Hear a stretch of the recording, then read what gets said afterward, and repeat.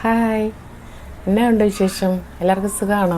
ഞാൻ വീണ്ടും വന്നിരിക്കുകയാണ് നിങ്ങളുടെ മുന്നിലേക്ക്. Good morning. പിന്നെ എന്നാ ഉണ്ട് വിശേഷം? സുഖമാണല്ലോ എല്ലാവർക്കും. ഞാനിപ്പോൾ വേറൊരു ഡിഷുമായിട്ടാണ് വന്നിരിക്കുന്നത്, ഒരു പുതിയ ഡിഷ്, ഒരു വെറൈറ്റി സ്പെഷ്യൽ. ഓക്കെ, അപ്പോൾ അതിന് എന്തൊക്കെയാണ് വേണ്ടതെന്ന് ഞാൻ പറയാം. ഓക്കെ, ഇത് ഉണക്ക കൊപ്ര തേങ്ങ, ഇത് കപ്പലണ്ടി, കാഷ്നട്ട്, ഇത് ഏലക്ക, നെയ്യ്, പിന്നെ വന്നിട്ട് ശർക്കര, വെള്ള ശർക്കര, പിന്നെ വന്നിട്ട് നമ്മുടെ മെയിൻ ആളെ കാണിക്കണ്ടേ, നമ്മുടെ എള്ള്, വെള്ള എള്ള് കൊണ്ട് നമുക്കൊരു സ്പെഷ്യൽ ലഡ്ഡു ഉണ്ട. സാധാരണ മലയാളത്തിൽ ഉണ്ടെന്നാണ് പറയുന്നത്, പിന്നെ ഞാൻ ലഡ്ഡു എന്ന് വെറുതെ പറഞ്ഞതേ ഉള്ളൂ അതിൻ്റെ കൂട്ടത്ത്. അപ്പോൾ ഇതുകൊണ്ട് നമുക്ക് ഒരു നല്ലൊരു ലഡ്ഡു അത് ഉണ്ട ഉണ്ടാക്കാം. ഓക്കെ, ഇതിൻ്റെ ഗുണങ്ങൾ എന്തൊക്കെയാണെന്ന് ഞാൻ ചെയ്യുമ്പോൾ, ഓരോന്നായിട്ട് ചെയ്യുമ്പോൾ പറഞ്ഞുതരാം. ഓക്കെ, അപ്പോൾ നമുക്ക് തുടങ്ങിയാലോ. അപ്പോൾ നമുക്ക് ആദ്യം ഇതൊന്ന് ചെറുതായിട്ടൊന്ന് അരിയണം.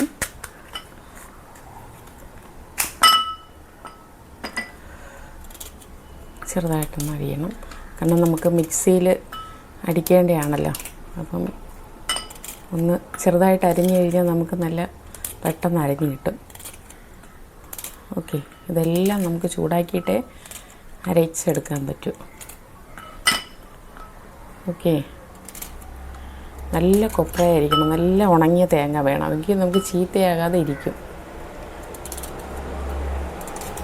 1 മാസം 2 മാസമൊക്കെ ഇരിക്കും, വച്ചിരുന്ന് കഴിക്കാം.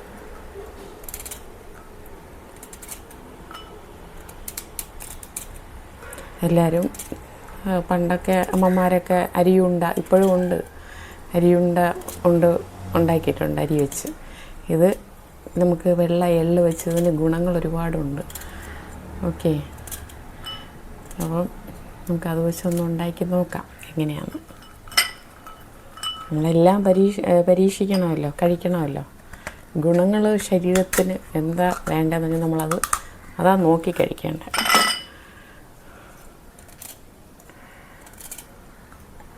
ഇത്രയും മതി.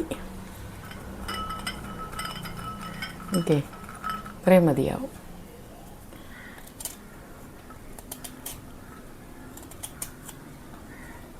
നമുക്കിത്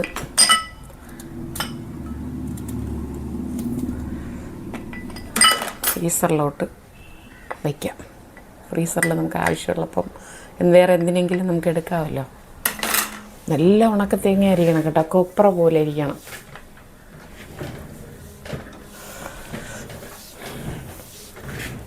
അപ്പോൾ നമുക്ക് പാൻ അടുപ്പത്ത് വെച്ചിട്ടുണ്ട്. അപ്പോൾ നമുക്ക് ഗ്യാസ് കത്തിക്കാം, ഓരോന്നായിട്ട് ചെയ്തു തുടങ്ങാം. ഓക്കെ,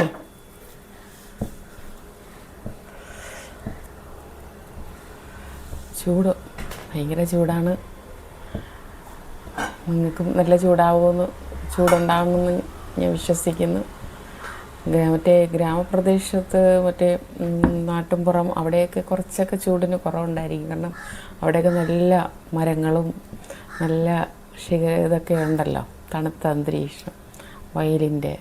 അപ്പോൾ കുറച്ച് ചൂടും കുറച്ച് തണുപ്പും ഉണ്ടാകും. അത് നല്ല ഒരു കാലാവസ്ഥയാണ് ഈ സമയത്തൊക്കെ. നമ്മുടെ ഇവിടെ സിറ്റിയല്ലേ, അപ്പോൾ അതുകൊണ്ട് അതിൻ്റെതായ നല്ല ചൂടുണ്ട്. ഇവിടെ ഉള്ള മരങ്ങൾ കൂടി വെട്ടിക്കളയും ആൾക്കാർ. ചിലവർക്ക് മരം, ചെടി ഇതൊന്നും ഇഷ്ടമല്ല വളർത്തുന്നത്, ചിലവർക്ക് ഭയങ്കര ഇഷ്ടമാണ്. എനിക്കിതിൻ്റെ കൂടെ പണ്ട് എനിക്ക് ഭയങ്കര ഇഷ്ടമായിരുന്നു കേട്ടോ, ചെടികളുടെ കൂടെ. പിന്നെ ചട്ടി ചൂടായിട്ടുണ്ട്, നമുക്ക് തേങ്ങ ഇട്ട് കൊടുക്കാം, ഒന്ന് ചൂടാക്കി എടുക്കാം.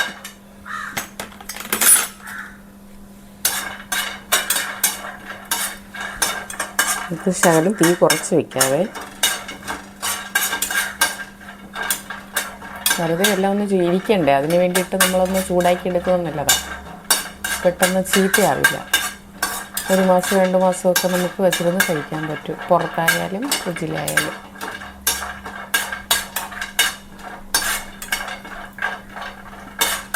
തേങ്ങ കൊണ്ട് നല്ല ഗുണങ്ങളുണ്ട് കേട്ടോ. ഈ കൊപ്ര തേങ്ങ നല്ല ഗുണങ്ങളാണ്. ഇത് ഒരുപാട് ഗുണങ്ങളുള്ള സാധനമാണിത്. നമുക്ക് ശരീരത്തിന് നല്ല എല്ലിനും ഞരമ്പിനും കണ്ണിന് കാഴ്ച നല്ല പവറായിട്ട് കിട്ടാനും പിന്നെ നല്ലൊരു എനർജിക്ക് ഇതെല്ലാം നല്ല ഗുണമുള്ള സാധനമാണ് തേങ്ങ, കൊപ്ര. അതായത് നമ്മുടെ ശരീരത്തുള്ള അടിഞ്ഞുകൂടി കിടക്കുന്ന കൊഴുപ്പൊക്കെ ഉണ്ടല്ലോ, അഴുക്ക കൊഴുപ്പൊക്കെ, അതൊക്കെ പോകാനും പുതിയ കൊഴുപ്പ് വരാനും ഇത് നല്ല സാധനമാണ് ഈ കൊപ്ര തേങ്ങ. നമുക്ക് നല്ല ഗുണമുള്ള സാധനം. ഒരുപാട് ഗുണങ്ങളുണ്ട് ഇതിനൊക്കെ. ഇത് ഞാനിപ്പോൾ ചെയ്യുന്ന എല്ലാത്തിനും നല്ല ഗുണമുള്ള ഇതാണ് ശരീരത്തിന്.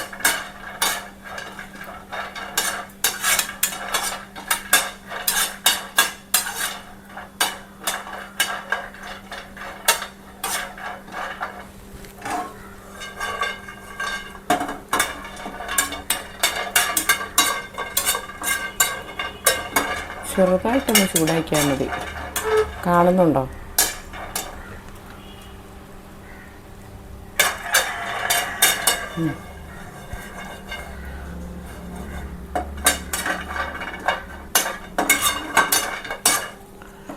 തീ ഫുള്ളും കുറയ്ക്കാം, അല്ലെങ്കിൽ പിന്നെ ചട്ടി നല്ല ചൂടാണ്. നമുക്കിത് തട്ടാം. ഓക്കെ, ആയിട്ടുണ്ട്. ചെറുതായിട്ട് ചൂടായി. പിന്നെ നമുക്ക് വേണ്ടത് കപ്പലണ്ടി, കാഷ്നട്ട്. കപ്പലണ്ടിയാണ് മെയിൻ. ഇത് കാഷ്നട്ട് ഞാനായിട്ട് ഇട്ടതാണ്. വേണമെങ്കിൽ ഇടാം, ഇല്ലെങ്കിൽ കപ്പലണ്ടി മാത്രം വെച്ച് ചെയ്യണം. ഇതൊന്ന് ചൂടാക്കിയെടുക്കാം. ഓക്കെ, തോലുള്ളതാണെങ്കിൽ തോല് പൊളിച്ച് കപ്പലണ്ടി എടുക്കുക. അത് ഞാൻ തോല് പൊളിക്കാൻ സമയമില്ലാഞ്ഞിട്ട് തോല് പൊളിച്ച കപ്പലണ്ടി മേടിച്ചു. കപ്പലണ്ടിയിൽ ഒരുപാട് ഗുണങ്ങളുണ്ട്. കപ്പലണ്ടിയിൽ നല്ല എല്ലിനും ശരീരത്തിനൊക്കെ നല്ല ബലം കിട്ടുന്നൊരു സാധനമാണ് കപ്പലണ്ടി. നമ്മൾ ഡെയിലി ഓരോ പിടി കഴിക്കുന്നത് നല്ലതാണ് കേട്ടോ. ശരീരത്തിന് നല്ല എനർജിയും നല്ലൊരു ആരോഗ്യമൊക്കെ കിട്ടും.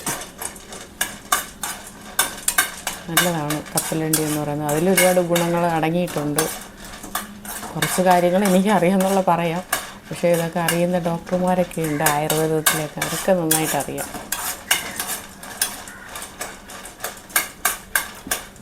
പണ്ടത്തെ അമ്മച്ചിമാർക്കും അറിയാം ഇതിനെക്കുറിച്ചൊക്കെ നല്ല. അവർക്ക്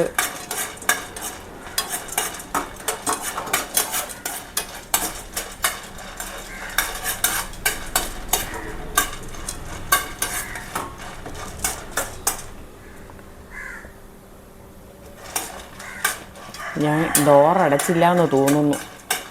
ഫ്രണ്ടിലത്തെ മോൻ ഷോപ്പ് തുറക്കാൻ പോയി. അപ്പം ഫ്രണ്ടിലത്തെ ചാരി ഇട്ടിട്ടാവാൻ പോയത്. അപ്പോൾ ഞാനത് കുറ്റിയിട്ടില്ല, മറന്നുപോയി.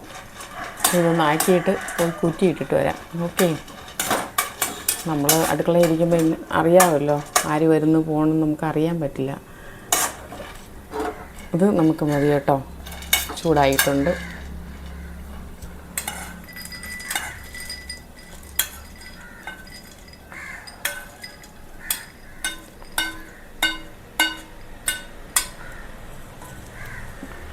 ഇനി നമുക്ക് ലാസ്റ്റ് എള്ള് ചൂടാക്കാം. ഓക്കെ,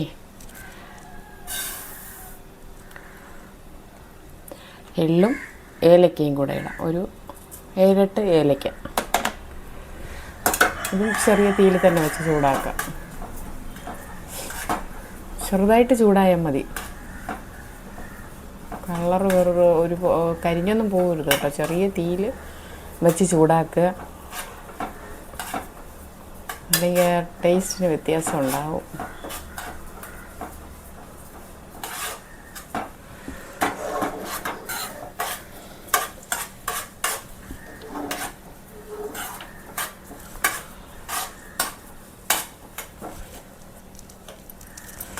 വീർക്കുക.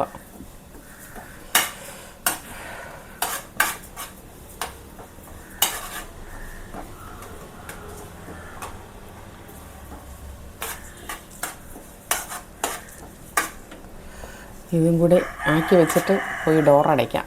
എന്നിട്ട് നമുക്കൊന്ന് ചെയ്യാം. കുറച്ച് കാര്യം കൂടെ സംസാരിക്കാനുണ്ട്. കഴിഞ്ഞ ആഴ്ച നമ്മൾ പറഞ്ഞ് കുറച്ച് കാര്യം നിർത്തിയല്ലോ, കഴിഞ്ഞ ദിവസം. അപ്പോൾ അതിൻ്റെ ബാക്കി കുറച്ച് അറിയാമെന്നുള്ളത് നിങ്ങളുമായിട്ട് ഞാൻ ഷെയർ ചെയ്യാം. നിങ്ങളെൻ്റെ വീഡിയോസൊക്കെ കാണുകയും കേൾക്കുകയും ചെയ്യുന്നുണ്ടല്ലോ. ചൂടാകുന്നുണ്ട്.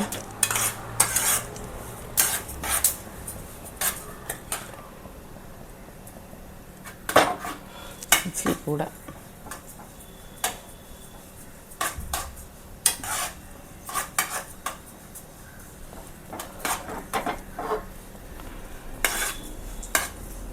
നല്ല മണം വരും കേട്ടോ എള്ള് ചൂടാക്കിയപ്പോഴത്തേക്ക്. എള്ള് നല്ല ഗുണമുള്ള സാധനമാണ് കേട്ടോ എള്ള്. നല്ല ശരീരത്തിനൊക്കെ തീ ഓഫ് ചെയ്യുവാണേ.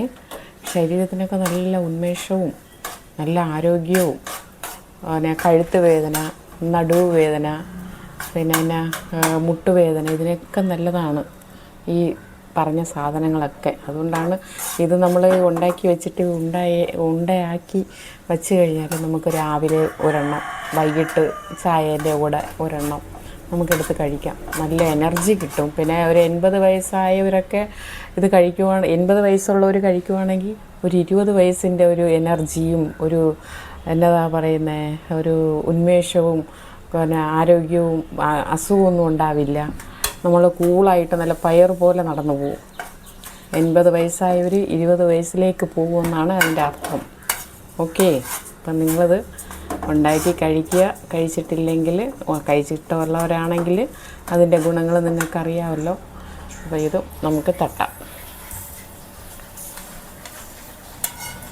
ഓക്കെ, അപ്പോൾ എല്ലാം നമ്മൾ ചൂടാക്കി. ഇതൊന്ന് കുറച്ച് ഞാനെടുത്ത് മാറ്റുവാണേ, ചിലപ്പോൾ മറന്നു പോകും. നമ്മളിത് പൊടിക്കുന്ന സമയത്ത് ഒരു വലിയ സ്പൂണിനാണെങ്കിൽ ഒരു 2 സ്പൂൺ, ഇതിപ്പോൾ ചെറിയ സ്പൂണാണ് ഞാൻ എടുത്തിരിക്കുന്നത്. അപ്പം അത്രയും മതിയാവും. എടുത്ത് മാറ്റി വയ്ക്കുക. ഇത് ലാസ്റ്റ് നമുക്ക് ഇടാനാണേ. ഓക്കെ, ഞാനൊന്ന് തണുക്കട്ടെ. ഇതൊക്കെ ഒന്ന് പൊടിച്ചെടുക്കാം. ഓക്കെ, ആദ്യം നമുക്ക് തേങ്ങ ഇട്ടൊന്ന് പൊടിക്കാം.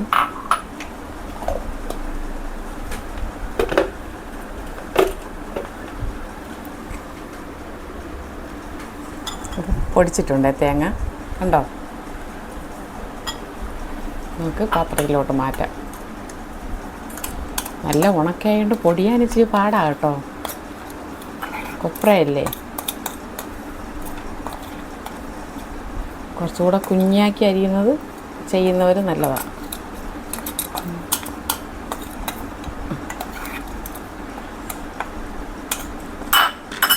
ഇനി നമുക്കടുത്തത് കപ്പലണ്ടി ഒന്ന് പൊടിച്ചെടുക്കാം. കാഷ്നട്ട്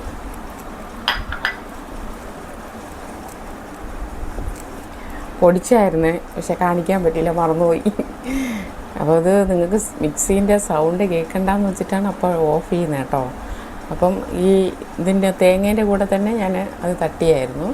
അപ്പോൾ ഒത്തിരിയും അരഞ്ഞു പോകണ്ട. ഒരു നമ്മൾ ഈ പരപര ഇങ്ങനെ ഇരിക്കണമല്ലോ, ഒത്തിരി അരഞ്ഞു പോരുത്. ഒരു എങ്ങനെയാണ് പറയുക, നമ്മളൊരു അവിയലിനൊക്കെ എടുക്കൂലേ ഒരു ഇതുപോലെ, അതുപോലെ എടുക്കുക. അപ്പോൾ നമുക്ക് കടിക്കുമ്പോഴും കിട്ടണം.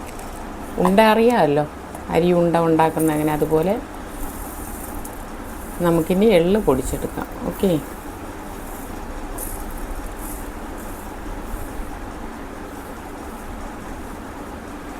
എള്ള് ഒട്ടും ഇതാവില്ല.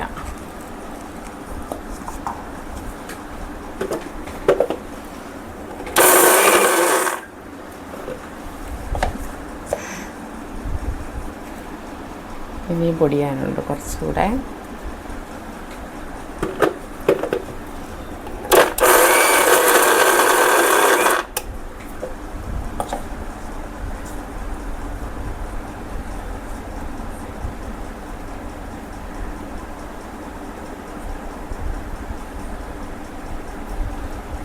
ലേശം ശകലം കൂടെ പൊടിക്കാം.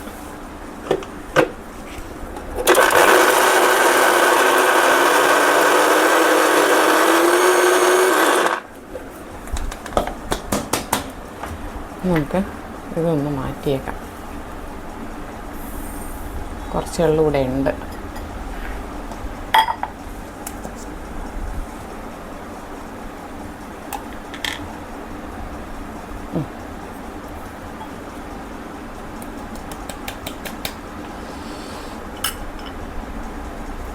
സ്പൂൺ വെച്ച് ഇളക്കുക. നല്ല മണമാണ് കേട്ടോ. എള്ള് വറുത്ത് പൊടിച്ചപ്പോഴേ എന്നാ മണമാണ്. നല്ല മണം.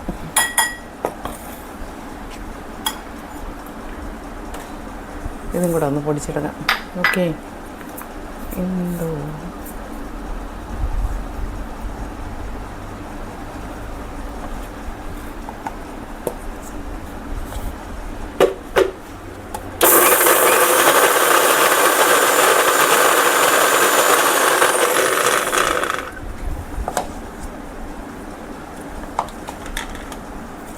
ഇനി നമുക്ക് ഇതിൻ്റെ കൂടെ ലേശം ശർക്കര പൊടിച്ചെടുക്കാം. ഓക്കെ. കുറച്ച് പൊടിക്കാം, കാരണം ചെറിയ മിക്സി ജാറല്ലേ.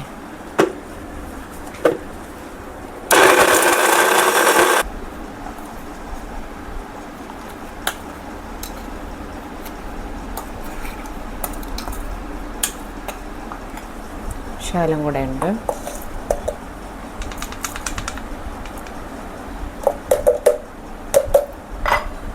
ഇത് വലിയ കപ്പായതുകൊണ്ട് ഒരു അരക്കപ്പ് 1/4 കപ്പേ ഞാൻ എടുത്തുള്ളൂ. അപ്പോൾ ക്വാണ്ടിറ്റി അനുസരിച്ച് നിങ്ങൾ എടുക്കുക. ശർക്കര മധുരം എങ്ങനെയാണ്.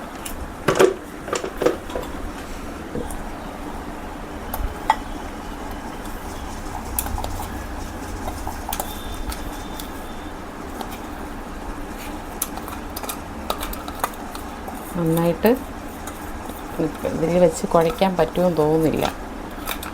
ഞാൻ ഇച്ചിരി കൂടുതൽ ക്വാണ്ടിറ്റിയാണ് എടുത്തത്, കാരണം നല്ലതല്ലേ ഇത് കഴിക്കുന്നത്. വച്ചിരുന്ന് എപ്പോഴും ഉണ്ടാക്കാൻ പറ്റില്ലല്ലോ. കുറച്ച് നാൾ വച്ചിരുന്ന് രാവിലെയും രാത്രിയൊക്കെ.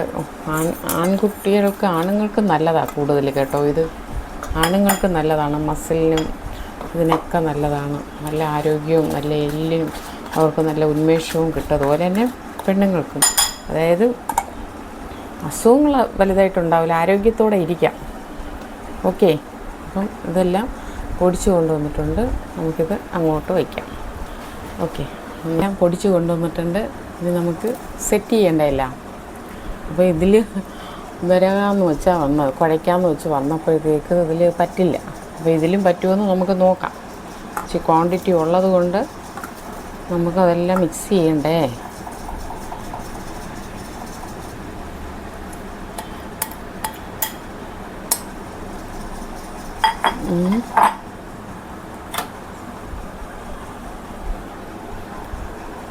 ഇതും പറ്റുമെന്ന് തോന്നുന്നില്ല കേട്ടോ. എങ്ങനെയാ കുഴയ്ക്കുക? വലിയ പാത്രം എടുക്കാം, ഇതിലും മാറ്റണം.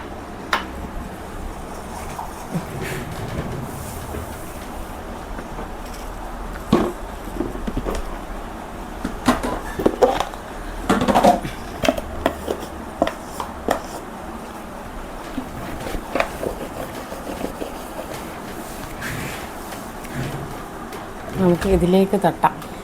അതേ നടക്കും. ഇതിലും കൊള്ളില്ല, കാരണം നല്ല കുഴയ്ക്കണം.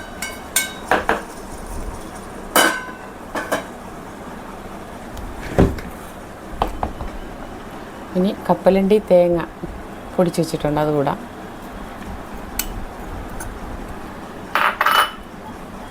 ഇനി ഇതിനകത്ത് കുറച്ച് നമ്മൾ മാറ്റി വെച്ചില്ലേ എള്ള് പൊടിക്കുന്നതിന് മുന്നേ, അത് തട്ടണം. പിന്നെ കുറച്ച് നെയ്യ് വേണമെങ്കിൽ ചേർക്കാം. നെയ്യ് ചേർത്താൽ കുറച്ച് മണവും ഗുണവും ടേസ്റ്റും ഉണ്ടാവും. വേണ്ടാത്തവർക്ക് ചേർക്കണ്ട. ഓക്കെ.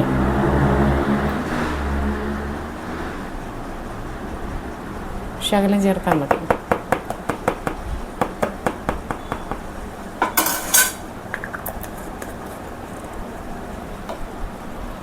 പിന്നെ ലേശം ഉപ്പ്, ഒരു പിഞ്ച് ഉപ്പ്, ഒരു പിഞ്ച് ഉപ്പ്.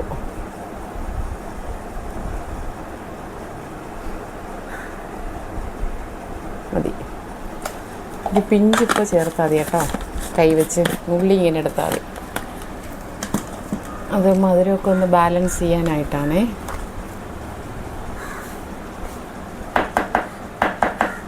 ഇനി കൈ വെച്ച് നല്ല കുഴച്ചെടുക്കാം.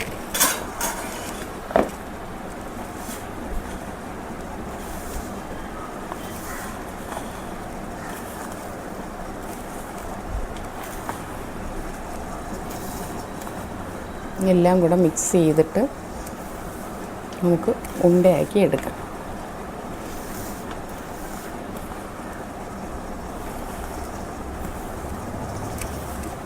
തേങ്ങയും കപ്പലണ്ടി, കാഷ്നട്ട് ഇതിൽ എള്ളിൽ ചേർത്ത് നല്ല കുഴയ്ക്കുക. നല്ല മണം വരും കേട്ടോ, നല്ല മണം. എള്ളിൻ്റെയും നെയ്യും കാഷ്നട്ടും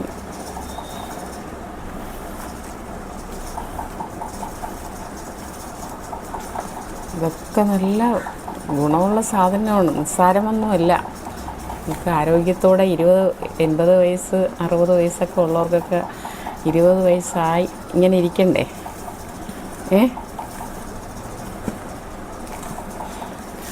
അസുഖമില്ലാതെ മനുഷ്യർക്ക് ജീവിക്കണം, അത്രയേ ഉള്ളൂ.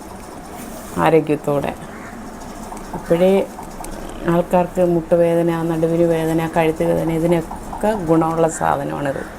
പെടലി വേദന, നടുവിന് വേദന, മുട്ടിന് ഈ ജോയിൻസിനൊക്കെ വേദന ഉണ്ടല്ലോ, ഇങ്ങനെ സൗണ്ടൊക്കെ കേൾക്കും, അത് എല്ലിൻ്റെ, അതിനൊക്കെ നല്ലതാണ്. കണ്ണിന് കാഴ്ച, പിന്നെ ഹാർട്ട്, ബ്ലഡ് സർക്കുലേഷൻ, പിന്നെ ഹാർട്ടിന് നല്ലതാണ്. പിന്നെ ഈ ഇത് തേങ്ങ, ഇത് വന്നിട്ട് ക്യാൻസറൊക്കെ തടയാനൊക്കെ നല്ലതാണ് ഈ കൊപ്ര, ഉണക്ക തേങ്ങയൊക്കെ.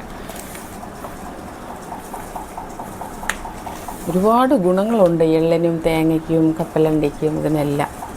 അതെല്ലാം കൂടെ ഒന്ന് ചേരുമ്പോൾ എങ്ങനെ ഇരിക്കും? അടിപൊളിയായിരിക്കും അല്ലേ? നമ്മുടെ ആരോഗ്യം ചെറുപ്പമായിരിക്കും നമ്മൾ.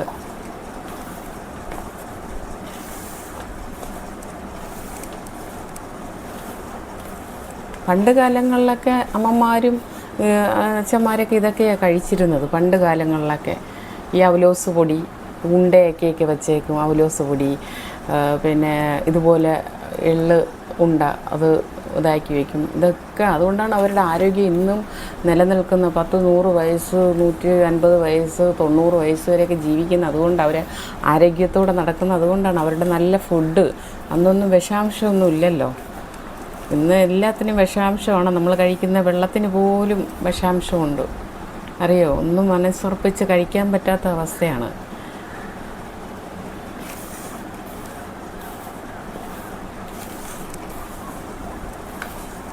ഞാനിപ്പോൾ വരാവേ. പുറത്ത് ആരോ വന്നായിരുന്നു, സൗണ്ട് കേട്ടായിരുന്നു കേട്ടോ. അതുകൊണ്ടാണ് ഞാൻ പോയി നോക്കിയത് കേട്ടോ.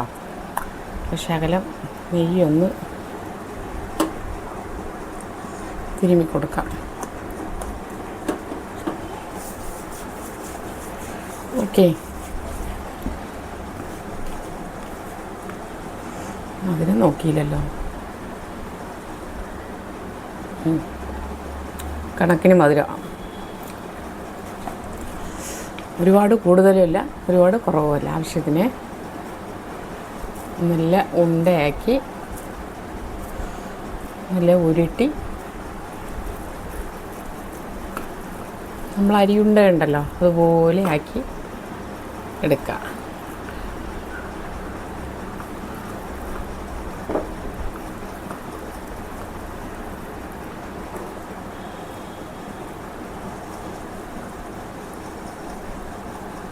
ഉണ്ടോ? അതുപോലെ നമുക്ക് ഉരുട്ടിയെടുക്കാം. ഓക്കെ,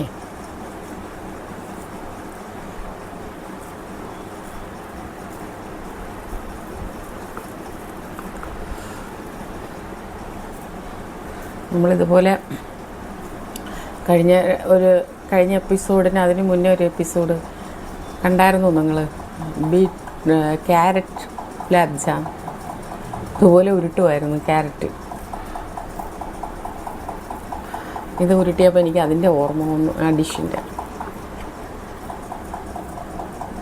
കണ്ടല്ലോ, ഇതുപോലെ ഉരുട്ടി എടുക്കണം. ഇത് രാവിലെയും വൈകിട്ടും ഓരോന്ന് നമുക്കെടുത്ത് കഴിക്കാം. നല്ല ഗുണമാണ് കേട്ടോ. നിങ്ങൾ കഴിച്ചാൽ നിങ്ങൾക്ക് അതിൻ്റെ ഗുണം ശരീരത്തിന് മനസ്സിലാവും. കൊച്ചുകുട്ടികൾക്കും നല്ലതാണ് കേട്ടോ, കൊച്ചുകുട്ടികൾക്കും കൊടുക്കണം. കൊച്ചുകുട്ടികൾ, വലിയവർ, പ്രായം ചെന്നവർ, ഷുഗറൊക്കെ ഉള്ളവർക്കാണെങ്കിൽ കുറച്ച് മധുരം ചേർക്കാതെയും ചെയ്യാം. കപ്പലണ്ടിയും കാഷ്യൂനട്ടും ഇതൊക്കെ ഇട്ട് തേങ്ങയൊക്കെ വെച്ച് ചെയ്യാം. മധുരം ഇല്ലാതെ അവർക്ക് ഇങ്ങനെ കഴിക്കാം. മധുരം ആവശ്യമുള്ളവർക്ക് ശർക്കര യൂസ് ചെയ്യാം. അപ്പം ഞാൻ ഇത് ഉരുട്ടി എല്ലാം കൊണ്ടുവരട്ടെ. കണ്ടല്ലോ, ഇത്രയും കിട്ടിയിട്ടുണ്ട്. ഇതിൽ വേണമെങ്കിൽ 10, 15, 20 ഉണ്ട നമുക്ക് ഇതിൽ തന്നെ ഉരുട്ടിയെടുക്കാം. പക്ഷേ ഞാൻ കുറച്ച് ഇച്ചിരി വലുതും ഇച്ചിരി ഇടത്തരവുമായിട്ട് അങ്ങനെ ചെയ്തു. അപ്പോൾ കുറച്ച് ഇത്രയും കിട്ടിയിട്ടുണ്ട്. ഓക്കെ, അപ്പോൾ നമുക്കിത് ഇവിടെ ഇരിക്കട്ടെ. ഓക്കെ, അപ്പം എല്ലാം റെഡിയായി. പിന്നെ മധുരമൊക്കെ ഇനി നോക്കണം, നമുക്ക് കഴിച്ച് നോക്കാം. ഇത് കഴിഞ്ഞിട്ട് കുറച്ച് കാര്യം പറയാനുണ്ട്. എന്നിട്ട് നമുക്ക് കഴിച്ച് നോക്കിയിട്ട് ഇതിൻ്റെ ടേസ്റ്റ് എങ്ങനെയാണെന്ന് പറയാം. ഓക്കെ, പിന്നെ നമ്മൾ കഴിഞ്ഞ പ്രാവശ്യം എന്താ പറഞ്ഞ് നിർത്തിയല്ലോ, വരുവാണേ. അപ്പം നമ്മൾ കഴിഞ്ഞ പ്രാവശ്യം നമ്മൾ പറഞ്ഞു നിർത്തിയത് എന്നാ ഇതിനെക്കുറിച്ചായിരുന്നില്ലേ, നമ്മൾ ദുഃഖവെള്ളി, ഈസ്റ്റർ എന്നൊക്കെ പറയുന്നത്, അതിനെക്കുറിച്ചായിരുന്നു നമ്മൾ പറഞ്ഞു നിർത്തി സ്റ്റോപ്പ് ചെയ്തത്. പള്ളിയിലുള്ള കാര്യങ്ങൾ അല്ലേ, വിഗ്രഹ ആരാധന, അതിൽ കൊണ്ടുപോയി നേർച്ചയിടുന്നത്, അതൊക്കെയാണ് നമ്മൾ പറഞ്ഞ് സ്റ്റോപ്പ് ചെയ്തത്. അപ്പം അത് നമ്മൾ ഈ പറഞ്ഞതുപോലെ വിഗ്രഹം കൊണ്ടുവച്ച് ദുഃഖവെള്ളിയാഴ്ച നേർച്ചയൊക്കെ ഇടുന്നത് പാവമാണ്, ഒരുപാട് പാവമാണ്. യേശുവ ചെയ്യണ്ടെന്ന് പറയുന്ന കാര്യങ്ങൾ മനുഷ്യരത് ചെയ്യുവാണ്. എല്ലാം നേരെ തിരിച്ചാണ് ചെയ്യുന്നത്. യേശുവ എന്താ പറഞ്ഞിരിക്കുന്നത് ബൈബിളിൽ?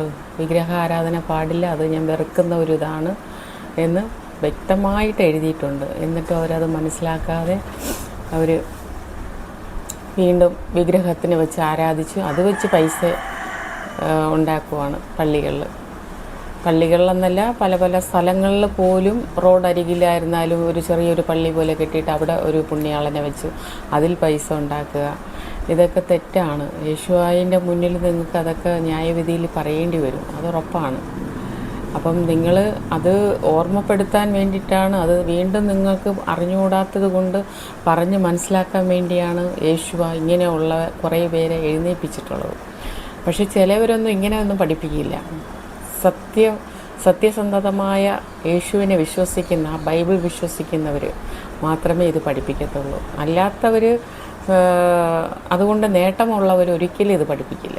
അത് 100% ഉറപ്പാണ്. എന്നുവെച്ചാൽ പഠിപ്പിച്ചിരുന്നുവെങ്കിൽ ഇങ്ങനെയൊന്നും ആയിരിക്കില്ലായിരുന്നു ലോകം.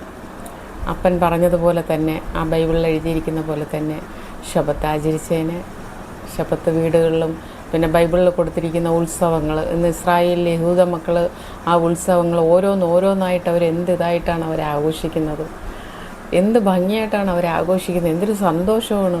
അവർ ഡാൻസ് ആടിയാണ് ആഘോഷിക്കുന്നത്, എല്ലാവരും കൂടെ ഒത്തുചേർന്ന്. എന്നാ സന്തോഷമാണ്. അതുപോലെ ആയിരിക്കണം, അതാണ് യേശുവ പറഞ്ഞത്.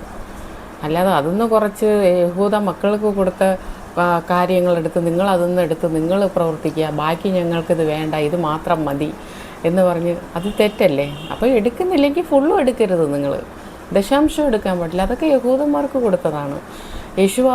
അവരുടെ യേശുവിൻ്റെ മക്കൾക്ക് ആ നിയമം കൊടുത്തതാണ്. ഇതെല്ലാം ബൈബിളിലുള്ളതൊക്കെ യഹൂദ മക്കൾക്ക് കൊടുത്തതാണ്. അപ്പോൾ അത് നിങ്ങൾ എടുക്കാൻ പാടില്ല. അപ്പം ഇപ്പോൾ ദശാംശം എടുക്കാൻ പാടില്ല. അതെന്തേ ചെയ്യാത്തത്? അപ്പോൾ മൊത്തം ഉപേക്ഷിച്ച് നിങ്ങൾക്ക് ഇഷ്ടമുള്ള രീതിയിൽ നിങ്ങൾ ജീവിക്കുക. ഇത് ബൈബിളിൽ നിന്ന് കുറച്ച് ഞങ്ങൾക്ക് ആവശ്യമുള്ളത് എടുത്തിട്ട് ഞങ്ങൾക്ക് ആവശ്യമില്ലാത്തത് വേണ്ട അതെവിടുത്തെ ന്യായമാണ്? അപ്പം അത് അനീതിയല്ലേ കാണിക്കുന്നത്? യേശുവ എന്താണ് പറഞ്ഞത് അത് ആചരിക്കുക. ബൈബിളിൽ എന്താണ് കൊടുത്തിരിക്കുന്നത് അത് നമ്മൾ സത്യസന്ധതയോടെ പാലിക്കാൻ ശ്രമിക്കുക. നിങ്ങൾ 10 കൽപ്പനയൊക്കെ നിങ്ങൾ പള്ളികളിൽ കുഞ്ഞുങ്ങൾക്കൊക്കെ പഠിപ്പിച്ചു കൊടുക്കുകയാണല്ലോ. അത് പഠിച്ച് വളർന്നവർ ഇന്ന് അത് ആരാ പാലിക്കുന്ന? ആ 10 കൽപ്പനയും ആരും പാലിക്കുന്നില്ല. അത് പറയുന്നുണ്ട്, ചൊല്ലുന്നുണ്ട്, പക്ഷെ ആരും ജീവിതത്തിൽ കൊണ്ടുവരുന്നില്ല. യേശുവായിനെ അനുസരിക്കുന്നില്ല. ആ 10 കൽപ്പന പാലിക്കുന്നവനാണ് യേശുവായിനെ അനുസരിക്കുന്ന മകനോ മകളോ. അത് ഇന്ന് ഇസ്രായേൽ മക്കൾ, യഹൂദ മക്കൾ അത് ഇന്നും 10 കൽപ്പന ഒന്നുപോലും വിടാതെ അവരത് കറക്റ്റായിട്ട് ഫോളോ ചെയ്ത് കൊണ്ടുപോകുന്നവരാണ്. ലോകത്തിൽ വെച്ച് അവരാണ് ഏറ്റവും കൂടുതൽ അവർ കർമ്മങ്ങൾ ചെയ്യുന്നത്, യേശുവ പറഞ്ഞ കാര്യങ്ങൾ ചെയ്യുന്നത്. നമ്മളൊക്കെ അതൊന്നും ആ 10ൻ്റെ ഒരു അംശം പോലും നമ്മളത് ചെയ്യുന്നില്ല ജീവിതത്തിൽ ആരും. അവരവരുടെ ഇഷ്ടത്തിന് അവർ ജീവിക്കുക. പിന്നെ എല്ലാവരെയും കാണിക്കാനായിട്ട് ഇങ്ങനെ പള്ളിയിൽ പോവുക. നിങ്ങൾ ചെയ്യുന്ന ഈ പള്ളിയിൽ പോയി ചെയ്യുന്ന ആരാധനകളും നേർച്ചകളും കാഴ്ചകളും ഇതൊന്നും യേശുവിന് സ്വീകാര്യമല്ല. യേശുവിൻ്റെ ആ സന്നിധിയിൽ പോലും, യേശുവായിൻ്റെ സന്നിധിയിൽ പോലും അത് എത്തില്ല. നിങ്ങൾ വിചാരിക്കുകയാണ് യേശുവാൻ്റെ സന്നിധിയിൽ യേശുവായിന് കൊടുക്കേണ്ടത് പറഞ്ഞിട്ടുള്ള ശബത്ത് ആചരിക്കാനാണ്. അതാണ് യേശുവ നമുക്ക് തന്നിട്ടുള്ള അടയാളവും കൽപ്പനയും. നിങ്ങൾ എന്നും എൻ്റെ ഓർമ്മയ്ക്കായി ഈ ദിവസം നിങ്ങൾ ശബത്ത് ആചരിക്കുവിൻ. അനുഗ്രഹിച്ച ദിവസമാണ് ശനിയാഴ്ച. അപ്പോൾ ആ ദിവസം നിങ്ങൾ ആചരിക്കാതെ ആ ശബത്ത് ആചരിച്ചാലേ യേശുവായിൻ്റെ സന്നിധിയിലേക്ക് അത് പോകത്തുള്ളൂ. അല്ലാതെ പൂജ നടത്തിയിട്ടും മറ്റുള്ള കർമ്മങ്ങൾ നടത്തിയിട്ടും മറ്റുള്ള നേർച്ചകൾ ഞാൻ ഇന്ന നേർച്ചകൾ ചെയ്തു, ഞാൻ ഇത്ര പേർക്ക് ചോറ് കൊടുത്തു, അല്ലെങ്കിൽ ഞാൻ പള്ളിയിൽ കൊണ്ട് ഇത്ര പൈസ കൊടുത്തു, അല്ലെങ്കിൽ പിന്നെ ഹാരം മേടിച്ചിട്ടു, മെഴുകുതിരി മേടിച്ച് കത്തിച്ചു, ബന്ന് കൊടുത്തു, ഇതൊന്നും യേശുവായിക്ക് സ്വീകാര്യമല്ല. ഇതൊക്കെ തെറ്റായ രീതിയിൽ നിങ്ങൾ പഠിച്ചു വച്ചിരിക്കുന്നതാണ്. ഇനിയെങ്കിലും നിങ്ങൾ മാറാൻ ശ്രമിക്കണം. പിന്നെ അങ്ങനെ നിങ്ങൾക്ക് ഹെൽപ്പ് ചെയ്യണമെന്നുണ്ടെങ്കിൽ യേശുവ പറയുന്ന പോലെ അനാഥർക്കും വിധവകൾക്കും നിങ്ങൾ കൊടുക്കുകയും എന്നാണ് യേശുവ പഠിപ്പിച്ചത്. അപ്പോൾ നിങ്ങൾ അങ്ങനെയുള്ളവർ ചെയ്യുക. അർഹത ഉള്ളവർക്ക് കൊടുക്കണം. അർഹതയില്ലാത്തവരെ സഹായിക്കാൻ പാടില്ല. അവർക്ക് കാലിനും കൈക്കും ആരോഗ്യമുണ്ട്, അവർക്ക് ജോലി ചെയ്യേണ്ട എല്ലാ ഇതുമുണ്ട്. ഈ പാസ്റ്റർമാരും അച്ഛന്മാർക്കും ഒക്കെ ജോലി ചെയ്ത് ജീവിക്കാവുന്നതേ ഉള്ളൂ. അതിൻ്റെ കൂട്ടത്തിൽ യേശുവായിനെ സ്നേഹിക്കുന്ന, ആത്മാർത്ഥയോടെ സ്നേഹിക്കുന്നുണ്ടെങ്കിൽ അതിന് ശമ്പളം മേടിക്കാൻ പാടില്ല. നമ്മൾ അധ്വാനിക്കുക. നമുക്ക് ഏത് പഠിപ്പാണുള്ളത് ആ പഠിപ്പിനനുസരിച്ച് നമ്മൾ ജോലി ചെയ്യുക. എന്നിട്ട് അതിൽ നിന്ന് കിട്ടുന്ന, അങ്ങനെയാണ് പണ്ടുള്ള ശിഷ്യന്മാരും പണ്ടുള്ളവരൊക്കെ ഈ ബൈബിളിൽ എഴുതിയിരിക്കുന്നത് അങ്ങനെയാണ്. അവർ ജോലിക്ക് പോയി തന്നെയാണ് അവർ കിട്ടുന്ന സമയം അവർ യേശുവായിനെക്കുറിച്ച് പറയുന്നുണ്ട്, ജനങ്ങൾക്ക് പഠിപ്പിച്ചു കൊടുക്കുന്നുണ്ട്. അവർ ജോലി ചെയ്യുന്ന സമ്പാദ്യത്തിൽ നിന്നും അവരുടെ ഇത് കഴിഞ്ഞിട്ട് ബാക്കി വിധവകൾക്കും അനാഥർക്കും അവർ കൊടുക്കുന്നുണ്ട്. അതൊക്കെയാണ് ബൈബിളിലുള്ളത്. ഇതൊക്കെ എടുത്ത് വായിക്കണം, അപ്പോഴേ മനസ്സിലാവുള്ളൂ. അപ്പം നമുക്ക് ആരോഗ്യം തന്നിട്ടുണ്ട്. പാസ്റ്റർമാരായിരുന്നാലും മറ്റുള്ളവരെ വെച്ച് പൈസ ഇതാക്കുക, വീട്ടിൽ ഇരുന്ന് സുഖിച്ചിരുന്ന് കഴിക്കുക, ചിക്കനും ബിരിയാണിയും ടി വി AC എന്തൊക്കെ. ഒരു കറണ്ട് ബില്ല് പോലും വരുമ്പോഴത്തേക്ക് അടയ്ക്കുന്നത് നാട്ടുകാരിൽ നിന്ന് പിരിക്കുന്ന പൈസയാണ്. എന്ത് സുഖമായുള്ളൊരു ജീവിതം അവരുടെയൊക്കെ. ഒന്ന് ആലോചിച്ച് നോക്കി. ഇതൊക്കെ ചെയ്യുന്ന പാവമാണ്. അതൊക്കെ അവർ ന്യായവിധിയിൽ, യേശു ഒന്നിനെ വെറുതെ വിടില്ല, ന്യായവിധിയിൽ ചോദിച്ചിരിക്കും. മറ്റുള്ളവരെ ചൂഷണം ചെയ്ത് എൻ്റെ നാമത്തിൽ എൻ്റെ പേരും പറഞ്ഞ് നിങ്ങൾ ചെയ്തു കൂട്ടിയതിനൊക്കെ അവിടെ നിക്ഷേപം വച്ചിട്ടുണ്ട്. പോകുമ്പോൾ എണ്ണി ചോദിക്കും. അതിനുള്ള ശിക്ഷാവധി നിങ്ങൾക്കുണ്ടാകും. കഠിനമായ ശിക്ഷയാണ്. നേരെ സ്വർഗത്തിലോട്ടൊന്നും നിങ്ങളെ പിടിച്ചിരുത്തത്തൊന്നുമില്ല. ജനങ്ങളെ മൊത്തവും ദ്രോഹിച്ച് വഴിതെറ്റിച്ച് വിട്ടതിനൊന്നും കണക്ക് പറഞ്ഞ് തന്നെ യേശുവ അതിനുള്ള ശിക്ഷ തരും. കഠിനമായ ശിക്ഷ. നിങ്ങൾക്ക് അതിനൊന്നും രക്ഷപ്പെടാൻ പറ്റില്ല. രക്ഷപ്പെടണമെങ്കിൽ ഓരോ അവസരം തരുവാണ്. ഇനിയെങ്കിലും നിങ്ങൾക്ക് മാറാൻ അവസരമുണ്ട്. ഇനിയെങ്കിലും സത്യങ്ങൾ ജനങ്ങൾക്ക് പറഞ്ഞു കൊടുത്ത് ശബത്ത് ആചരിക്കാൻ ശ്രമിക്കുക. മറ്റുള്ള അതുപോലെ തന്നെ അച്ഛന്മാരോടും, ഇത് അച്ഛന്മാർക്കും കൂടി പറയുന്നതാണ്. അച്ഛന്മാരും കേൾക്കാറുണ്ട്. അച്ഛനും ആരോഗ്യമുണ്ട്. ഈ പള്ളിയിൽ നിന്ന് ഉള്ള ഇത് എല്ലാം നിങ്ങൾ ഇതാക്കേണ്ടത് അപ്പനോട് സ്നേഹമുള്ളവർ, യേശുവായിനെ സ്നേഹിക്കുന്നവർ തന്നെത്താനേ ജോലി ചെയ്ത് ആ കിട്ടുന്ന സമയവും യേശുവായിൻ്റെ കാര്യവും മറ്റുള്ളവർക്ക് പഠിപ്പിച്ചു കൊടുക്കുക. അത് സത്യസന്ധമായി ശിഷ്യന്മാരെങ്ങനെയാണ് ചെയ്തത് അതുപോലെ നിങ്ങളും ചെയ്യണം.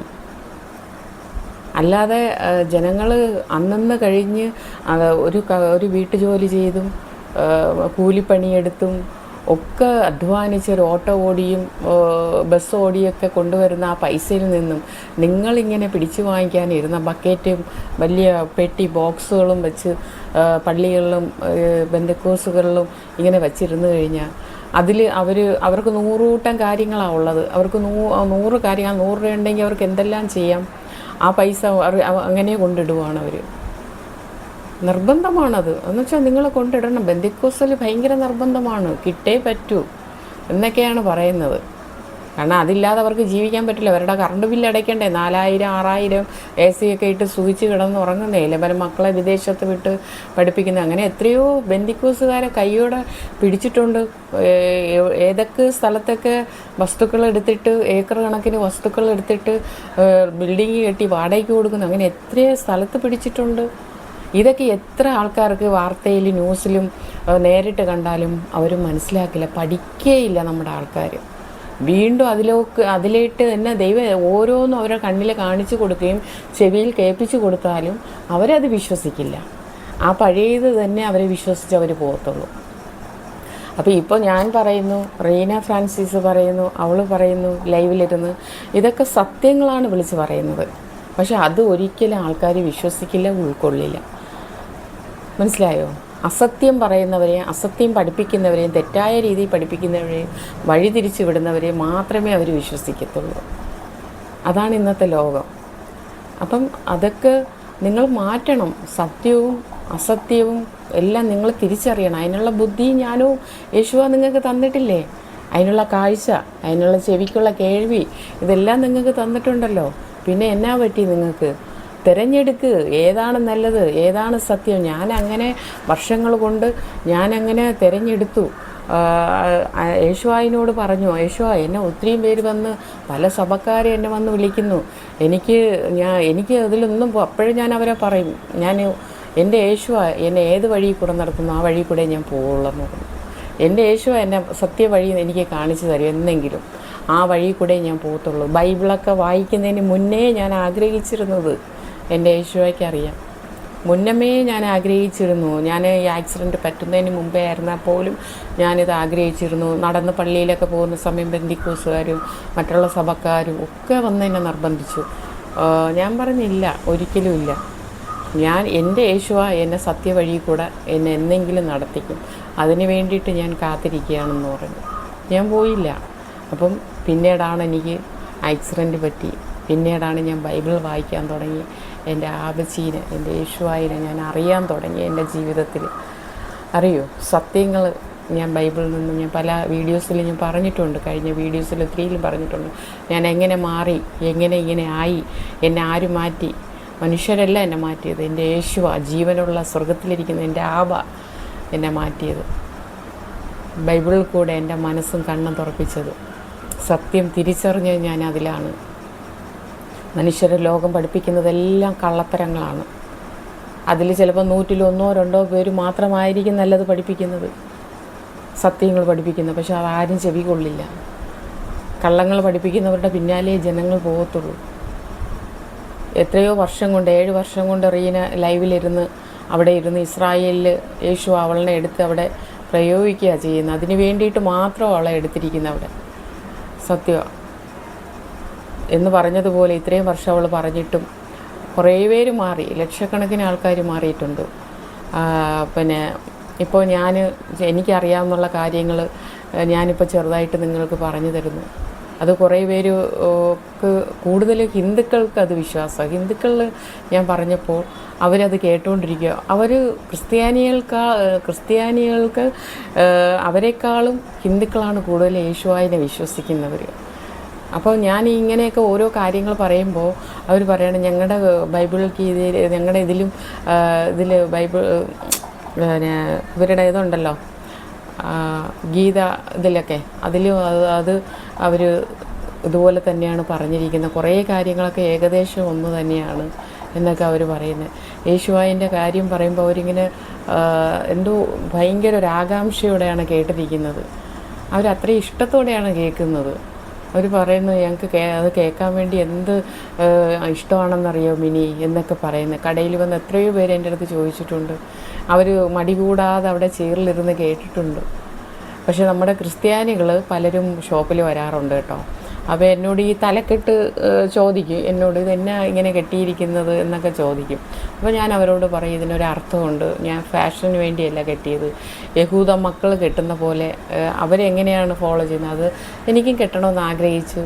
എൻ്റെ ആവ എനിക്കത് കെട്ടി തന്നു. പക്ഷേ എനിക്ക് കെട്ടാൻ ഒത്തിരിയും ട്രൈ ചെയ്തു, എനിക്ക് കെട്ടാൻ പറ്റിയില്ലായിരുന്നു. അങ്ങനെ പിന്നെ പിറ്റേന്നാണ് എൻ്റെ ആവ ഞാൻ ഷോളർത്ത് ഇങ്ങനെ കെട്ടുന്ന സമയത്ത് കണ്ണാടി നോക്കിയപ്പോഴത്തേക്ക് അവർ കെട്ടുന്ന പോലെ എനിക്ക് എങ്ങനെ ആയെന്നൊന്നും എനിക്കറിയില്ല. എൻ്റെ യേശുവ തന്നെ എനിക്കത് കെട്ടിത്തന്നത്. ഉറപ്പാണ്, 100% ഉറപ്പാണ്. അല്ലെങ്കിൽ ഞാൻ 2 ദിവസം കൊണ്ട് ട്രൈ ചെയ്തിട്ട് പോലും എനിക്ക് പറ്റിയില്ല. അപ്പോൾ അത് ഞാനിങ്ങനെ പറഞ്ഞപ്പോഴത്തേക്ക് അവർ കേട്ടിട്ട് ഞാനിങ്ങനെ എൻ്റെ കാര്യങ്ങൾ ചിലവരടുത്ത് പറഞ്ഞപ്പോൾ അവർ മൈൻഡ് ചെയ്യാതെ അപ്പം പള്ളിയിലൊന്നും പോവില്ലേ? ഞാൻ പറഞ്ഞില്ല, പള്ളിയിൽ പോവില്ല. പിന്നെ ദിവ്യബലിയൊന്നും കൂടില്ലേ?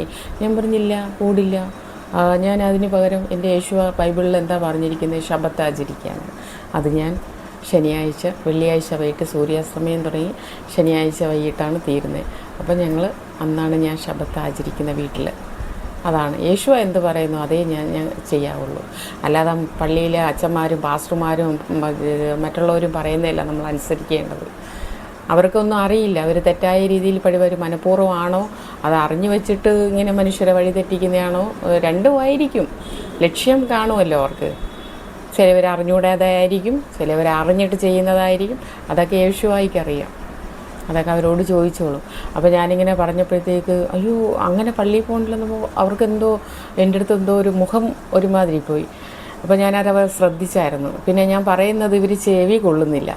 അപ്പോൾ ഞാൻ എന്ത് ചെയ്തു? സ്റ്റോപ്പ് ചെയ്ത് എന്നിട്ട് പിന്നെ ഇവർ പോകാറായപ്പോൾ സാധനമൊക്കെ മേടിച്ചിട്ട് പോകാറായപ്പോഴത്തേക്ക് അത് ഇനി സമയമില്ലാത്തത് കൊണ്ടാണ് കേൾക്കാത്തത്, നിൽക്കാത്തത്. ഇനി ഒരു ദിവസം വരാം, അല്ലെങ്കിൽ ഞങ്ങൾ വീഡിയോസ് ഇങ്ങനെ കാണാം, അതിലുണ്ടല്ലോ എന്ന് പറഞ്ഞു. ഞാൻ പറഞ്ഞു ആയിക്കോട്ടെ എന്ന് പറഞ്ഞു. താല്പര്യമുള്ളവർക്ക് മാത്രമേ വചനം കൊടുക്കത്തുള്ളൂ. യേശുവ പറയുന്നുണ്ട്, മുത്ത് അർഹത ഉള്ളവർക്കേ എറിയാവുള്ളൂ. മുത്തെന്ന് പറയുമ്പോൾ വചനം. അർഹതയില്ലാത്തവർക്ക് നമ്മൾ എറിയാൻ പാടില്ല. അവിടെ നമ്മൾ പറഞ്ഞുകൊണ്ടിരിക്കുന്ന സമയത്ത് എന്തെങ്കിലും അവരിൽ നിന്ന് എന്തെങ്കിലും അയ്യോ സമയമില്ല, അല്ലെങ്കിൽ ആ മുഖത്തിന് വ്യത്യാസം വരുമ്പോൾ അവരൊരു താല്പര്യക്കുറവ് കാണിക്കുമ്പോൾ നമ്മൾ അവിടെ വെച്ച് സ്റ്റോപ്പ് ചെയ്യണമെന്ന് പറയുന്നത്. അവരതിന് അർഹതയില്ലാത്തവരാണ്. ആ മുത്തിന്, ആ വചനം കേൾക്കാൻ അവർ അർഹതയില്ല. അതുകൊണ്ട് അവിടം വെച്ച് സ്റ്റോപ്പ് ചെയ്യണമെന്ന് പറയാം. അർഹത ഉള്ളവർക്ക് ആ മുത്ത് വാരി എറിയാനാണ് പറയുന്നത്. അപ്പം ചിലവർ ഈ ബൈബിൾ യേശുവ പറഞ്ഞിട്ടുണ്ട്, തർക്കം ബൈബിളിനെ കുറിച്ച് തർക്കിക്കാൻ പാടില്ല. ആ തർക്കം വരുമ്പോൾ തന്നെ നമ്മളത് സ്റ്റോപ്പ് ചെയ്യുക. കാരണം ഈ തർക്കിക്കുന്നവർ സത്യം തിരിച്ചറിഞ്ഞൂടാത്തവരും ബൈബിളിനെ കുറിച്ച് ശരിക്കും അറിഞ്ഞുകൂടാത്തവരും പഠിച്ചിട്ടില്ലാത്തവരും പിന്നെ പിശാചിൻ്റെ ഇതും കാണും അവർക്ക്.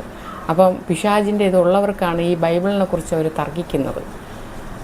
മനസ്സിലായോ? അപ്പം ആ സമയത്ത് നമ്മൾ ആ തർക്കം വരുമ്പോൾ ബൈബിൾ അവിടെ സ്റ്റോപ്പ് ചെയ്യാമെന്നാണ് യേശുവ പറയുന്നത്. നമ്മളെ പറഞ്ഞു കൊടുക്കരുത്, അവിടെ വെച്ച് സ്റ്റോപ്പ് ചെയ്യുക. അതിന് അവർ അർഹതയില്ല എന്നാണ് അതിന് അർത്ഥം. അപ്പോൾ അങ്ങനെയൊക്കെ ഒത്തിരിയും കാര്യങ്ങൾ. കടയിൽ വരുന്ന ക്രിസ്ത്യാനികൾക്ക് പോലും സമയമില്ല വചനം കേൾക്കാനും അത് പഠിക്കാനും അത് വായിക്കാനും ഒന്നിനും അവർക്ക് സമയമില്ല. പക്ഷേ പള്ളിയിൽ പോകാനും ഒക്കെ അവർക്ക് സമയമുണ്ട്. പുണ്യാളന്മാരുടെ പെരുന്നാൾ ആഘോഷിക്കാനും മാതാവിൻ്റെ പെരുന്നാൾ ആഘോഷിക്കാനും ഇതിനൊക്കെ സമയമുണ്ട്. കൊണ്ട് നേർച്ച ഇടാനും ഏതൊക്കെ വേളാങ്കണ്ണി, ഇവിടെ ആലപ്പുഴ, അവിടെ പല സ്ഥലത്തൊക്കെ അവർക്ക് നേർച്ചയ്ക്ക് പോകാനൊക്കെ അവർക്ക് നല്ല ഉത്സാഹവും ഒത്തിരിയും പൈസയൊക്കെ അവർക്കുണ്ട്. പക്ഷേ ശബത്ത് ആചരിക്കാൻ വേണ്ടി മാത്രം അവർക്ക് ഒന്നിനും സമയമില്ല. ഒന്ന് ആലോചിച്ച് നോക്കിയേ. അപ്പം യേശുവ പറയുന്നവർക്ക് അനുസരിക്കേണ്ട. ജനങ്ങൾ പറയുന്നതും അച്ഛന്മാരും പാസ്റ്റർമാരും പറയുന്നതും അവർക്ക് അനുസരിക്കുക. അതവർ ന്യായവിധിയിൽ യേശുവ ചോദിച്ചോളൂ അവരോട്. അപ്പം അവസാനം യേശുവായിൻ്റെ വരവെടുത്തു. അപ്പോൾ ആ സമയത്ത് കുറച്ച് പേര് മാത്രമേ നിലനിൽക്കൂ, അല്ലാത്തവരെല്ലാം പോകും വരുന്ന മഹാമാരിയിലെല്ലാം. അപ്പോൾ കഴിഞ്ഞ പ്രാവശ്യം എന്നോട് പലരും ഇത് പറഞ്ഞുകൊണ്ടിരുന്നപ്പോഴാണല്ലോ സ്റ്റോപ്പ് ചെയ്തത്. അപ്പോൾ എന്നോട് ചോദിച്ചു, അപ്പോൾ ഈ പള്ളിയിൽ പോകാതിരുന്നു കഴിഞ്ഞാൽ കുഞ്ഞുങ്ങളുടെ കാര്യമൊക്കെ മരണമൊക്കെ വന്നു കഴിഞ്ഞാൽ എന്ത് ചെയ്യുമെന്ന് ഒത്തിരി പേര് എന്നോട് ചോദിച്ചു. അതിനൊക്കെ ഞാൻ ആൻസർ കൊടുത്തു. എൻ്റെ എൻ്റെ ഉള്ളിൽ തന്നു, ഞാൻ അതുപോലെ പറഞ്ഞു, എൻ്റെ നാവിൽ തന്നു. അപ്പോൾ ഇങ്ങനെ ഞാൻ പറഞ്ഞു, ഇപ്പം പള്ളികളിലായിരുന്നാലും എവിടെയായിരുന്നാലും അമ്പലങ്ങളിലായിരുന്നാലും ഏത് ഇതിലായിരുന്നാലും സമുദായത്തിലായാലും കെട്ടിക്കുമ്പോൾ പള്ളിയിൽ വെച്ച് കല്യാണം നടത്തിയാൽ അതിന് വാല്യൂ ഇല്ല. പക്ഷേ അത് വാല്യൂ വരണമെങ്കിൽ നമ്മളതുകൊണ്ട് കോർപ്പറേഷനിൽ നമ്മൾ രജിസ്റ്റർ ചെയ്യണം. നമ്മൾ രജിസ്റ്റർ ചെയ്താലേ നമുക്ക് അതിന് വാല്യൂ ഉള്ളൂ. ഇപ്പോൾ ഒരു ഉദാഹരണം പറയാം. ഒരു കുഞ്ഞ് ഹോസ്പിറ്റലിൽ ജനിച്ച് വീഴുന്നു. അപ്പം തന്നെ നേഴ്സുമാരും ഡോക്ടർമാരും കുഞ്ഞിൻ്റെ ടൈമും പേരും അച്ഛനമ്മമാരുടെ അടുത്ത് പേര് ചോദിക്കും. പേരും ഇതെല്ലാം അഡ്രസ്സും എല്ലാം അച്ഛൻ്റെ അമ്മയുടെ പേരും കുഞ്ഞിൻ്റെ പേരും എല്ലാം എഴുതി അവരപ്പം തന്നെ കോർപ്പറേഷനിൽ വിടുകയാണ്. കാരണം ഇത് ഇന്ത്യയിൽ ജനിച്ച കുട്ടി എന്നുള്ള ആ ഒരു മേൽവിലാസം, മനസ്സിലായോ? അപ്പോൾ അതിന് മേൽവിലാസം ഉണ്ടെങ്കിലേ നമുക്കൊരു ഇവിടെ നിൽക്കുന്നതിലൊരു ഇതുള്ളൂ. എന്ന് പറഞ്ഞതുപോലെ പള്ളിയിൽ വെച്ചൊരു കല്യാണം നടന്ന, പക്ഷേ അമ്പലങ്ങളിൽ വെച്ച് നടക്കുമ്പോൾ അവർ രജിസ്റ്റർ ഇത് തന്നെയാണ് ഡയറക്റ്റ് അവർ ഇതാക്കുന്നത്. പക്ഷെ പള്ളികളിൽ വെച്ച് കല്യാണം നടക്കുന്നതൊന്നും ചിലതൊന്നും രജിസ്റ്റർ ഇതാവുന്നില്ല. ചിലപ്പോൾ ഒരു ബന്ധത്തിൽ എന്തെങ്കിലും ഒരു പ്രശ്നങ്ങൾ വരികയോ ഒരു കോടതിയിലെത്തുമ്പോഴത്തേക്ക് അവർ ഉടനെ ചോദിക്കുന്നത്, ഡൈവോഴ്സ് വേണമെങ്കിൽ ഉടനെ ചോദിക്കുന്നത് രജിസ്റ്റർ ചെയ്തിട്ടുണ്ടോയെന്ന്, എങ്കിലേ വാല്യൂ ഉള്ളൂ അതിന്. പള്ളിയിൽ വെച്ച് കെട്ടിച്ചെന്ന് പറഞ്ഞാൽ ഞങ്ങൾ പള്ളിയിൽ വെച്ച് കെട്ടിച്ച് ഞങ്ങൾക്ക് ഇതേ ഉള്ളൂ എന്ന് പറഞ്ഞാൽ അതിനൊരു വാല്യൂ ഇല്ല. അവിടെ തന്നെ കോർപ്പറേഷനിൽ തന്നെ അത് ഇതാക്കണം. അങ്ങനെയൊക്കെ നിയമങ്ങളുണ്ട്. അപ്പം എൻ്റെ കുഞ്ഞുങ്ങൾ യേശു ബൈബിളിലൊന്നും പറഞ്ഞിട്ടില്ല പള്ളിയിൽ വെച്ച് കൊണ്ടുപോയി കെട്ടിക്കണം, ഇന്നടത്ത് കൊണ്ടുപോയി ഇതാക്കണം എന്നൊന്നും ബൈബിളിൽ പറഞ്ഞിട്ടില്ല. ഒരു ആണിനെയും പെണ്ണിനെയും യേശു എങ്ങനെ അനുഗ്രഹിച്ച് കല്യാണം നടത്തി അതുപോലെ തന്നെ യേശു എവിടെ ഇരുന്നാലും അവരെ അനുഗ്രഹിക്കും. അവരെ ആ സാന്നിധ്യത്തിലുണ്ട് യേശു. പള്ളിയിൽ തന്നെ വെച്ച് കെട്ടിച്ച പള്ളിയിൽ തന്നെ യേശു ഉണ്ടെന്ന് ആരാ പറഞ്ഞേ? അതൊക്കെ തെറ്റാണ്. പള്ളിയിൽ വെച്ച് കെട്ടിക്കുന്നെങ്കിലും അതിന് വാല്യൂ വേണം. പള്ളിയിൽ വെച്ച് കെട്ടിച്ചാലും ഞാൻ മിക്കവർക്കും പറഞ്ഞു കൊടുത്തിട്ടുണ്ട്, കോർപ്പറേഷനിൽ കൊണ്ടുപോയി നിങ്ങളത് രജിസ്റ്റർ ചെയ്യണം, അല്ലെങ്കിൽ അതിന് വാല്യൂ ഇല്ല. ഇപ്പോൾ പുതിയ നിയമങ്ങൾ പണ്ട് കാലങ്ങളിലും ഉണ്ട്. പക്ഷെ അത് ഹിന്ദുക്കളുടെ ഇതിൽ പണ്ട് കാലം മുതൽ ഇന്നും അത് അവർ ചെയ്യുന്നുണ്ട്, രജിസ്റ്റർ ചെയ്യുന്നുണ്ട് അപ്പം തന്നെ. അപ്പം ഞാൻ പറഞ്ഞു എൻ്റെ കുഞ്ഞുങ്ങളുടെ കാര്യം വന്നു കഴിഞ്ഞാൽ ഞാനൊരു വലിയൊരു ഹോളെടുത്ത് എനിക്ക് വേണ്ടപ്പെട്ടവരെ ഞാൻ അറിയിച്ച് ഞാനവിടെ എങ്ങനെ കല്യാണം നടത്തുന്നു അതുപോലെ എല്ലാ ഫങ്ഷനും വെച്ച് എന്നെ കൊണ്ട് പറ്റുന്നത് ഞാൻ എൻ്റേത്. പിന്നെ അവിടെ പള്ളിയില്ലാന്നേ ഉള്ളൂ, അതിന് പകരം ഹാള്, മനസ്സിലായോ? അപ്പോൾ അവിടെ വെച്ച് എൻ്റെ കുഞ്ഞുങ്ങളുടെ കാര്യം ചെയ്യും. എന്നിട്ട് ഒരു രജിസ്ട്രാറെ കൊണ്ടുവരും. രജിസ്ട്രാറിനെ കൊണ്ടുവന്ന് ഓഫീസറിനെ കൊണ്ടുവന്ന് അവിടെ വെച്ച് ഞാൻ എഴുതി ഒപ്പിട്ട് ഇതാക്കി, അതും രജിസ്റ്ററായി. അപ്പോൾ കല്യാണവും കഴിഞ്ഞു, പിന്നെ ഫങ്ഷനും കഴിഞ്ഞു, എല്ലാം കഴിഞ്ഞു. ഓക്കെ. ഇവിടെ പള്ളിയിൽ എന്താ നടക്കുന്നത്? അവിടെ വെച്ച് താലി കെട്ടുന്നു, ഒരു ഹാളിലല്ലേ ബാക്കി കാര്യങ്ങൾ ചെയ്യുന്നത്. അപ്പം അതിന് പകരം ഞാൻ രജിസ്റ്റർ ഓഫീസറിനെ കൊണ്ടുവന്നിട്ട് ഞാൻ ചെയ്യുവാണ്. ഓക്കെ. അപ്പൻ അവിടെ ഇറങ്ങി നിൽക്കുവാണല്ലോ, എനിക്ക് ആ സാന്നിധ്യം മതി. എൻ്റെ യേശു അവിടെ ഇറങ്ങി നിൽപ്പുണ്ട്, ആ സാന്നിധ്യം എനിക്ക് മതി. പിന്നെ എന്നോട് ചോദിച്ചു, അപ്പോൾ മരിച്ചു കഴിഞ്ഞാൽ എന്നാ ചെയ്യും? ഞാൻ പറഞ്ഞപ്പോൾ ഒരു ഉദാഹരണം പറയാം. വഴിയെ ഒരാൾ നടന്നു പോവുകയാണ്, ഒരു പരിചയമില്ലാത്ത ഒരാൾ വഴിയെ നടന്നു പോകുന്നെന്ന് വെച്ചോ. അപ്പോൾ ആ ആൾ നടന്നു പോയി, ആൾ പെട്ടെന്ന് തന്നെ കുഴഞ്ഞങ്ങ് വീണു.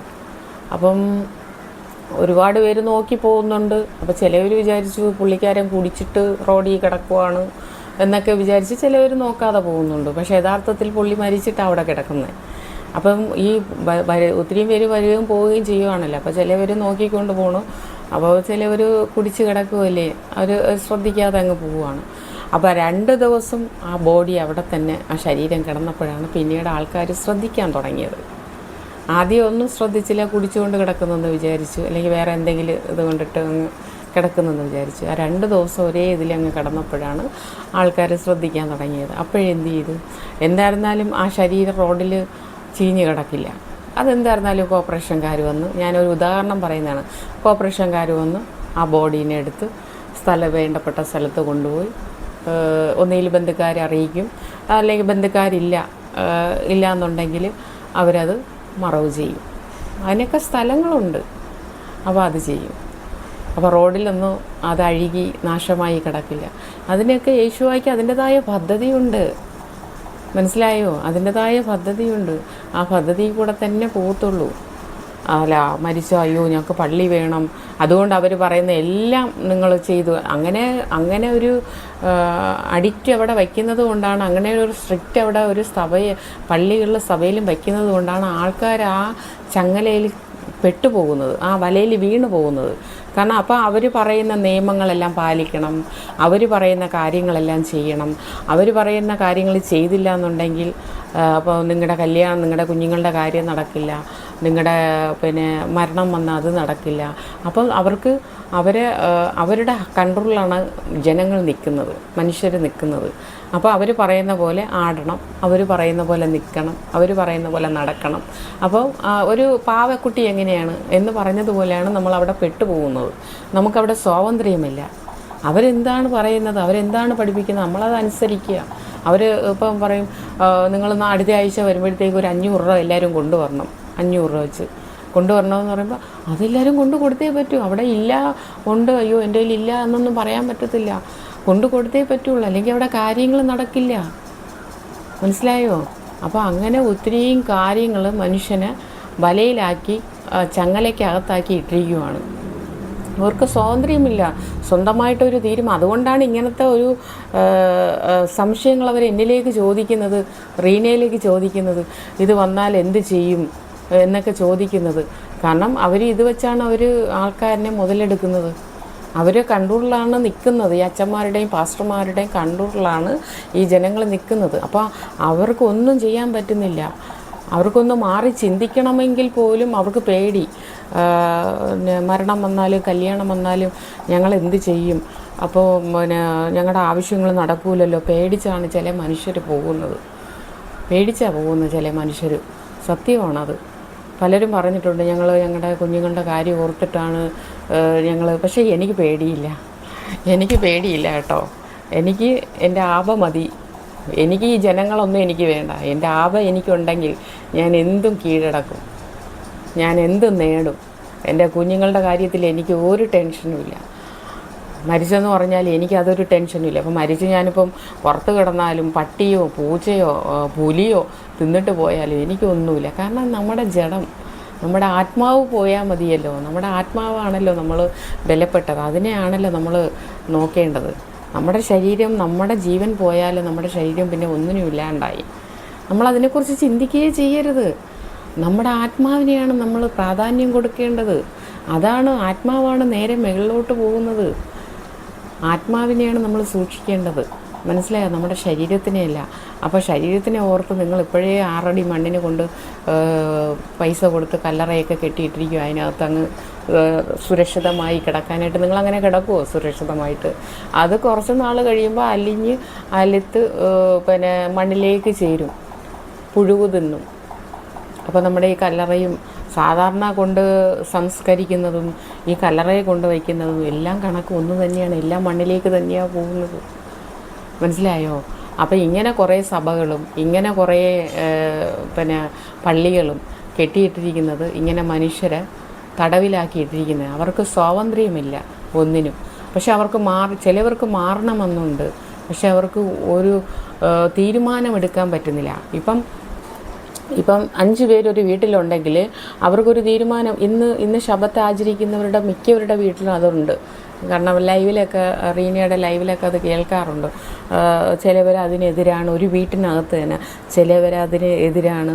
ചിലവർ ഒരു ഫാമിലി, ഇപ്പം എൻ്റെ ഫാമിലി, ഞാനും മക്കളും, ഞങ്ങൾ 4 പേരും ഒരുപോലെയാണ് ചെയ്യുന്നത്. കാരണം ഞങ്ങൾക്കിവിടെ ഒരു പേടിയില്ല.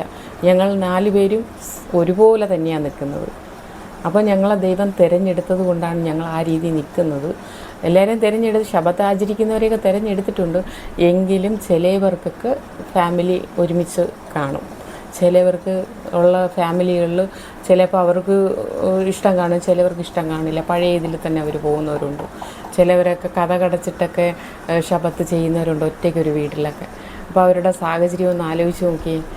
അപ്പം പക്ഷേ ചിലവർ ഇന്ന് എനിക്ക് ഭയങ്കര സന്തോഷം എന്നാന്ന് വെച്ചാൽ ഞങ്ങൾ 4 പേരും ശബത്ത് ആചരിക്കുന്നു. ഞങ്ങൾക്ക് ഒരു എതിർപ്പുമില്ല, അതിന് ഒരു തടസ്സവുമില്ല.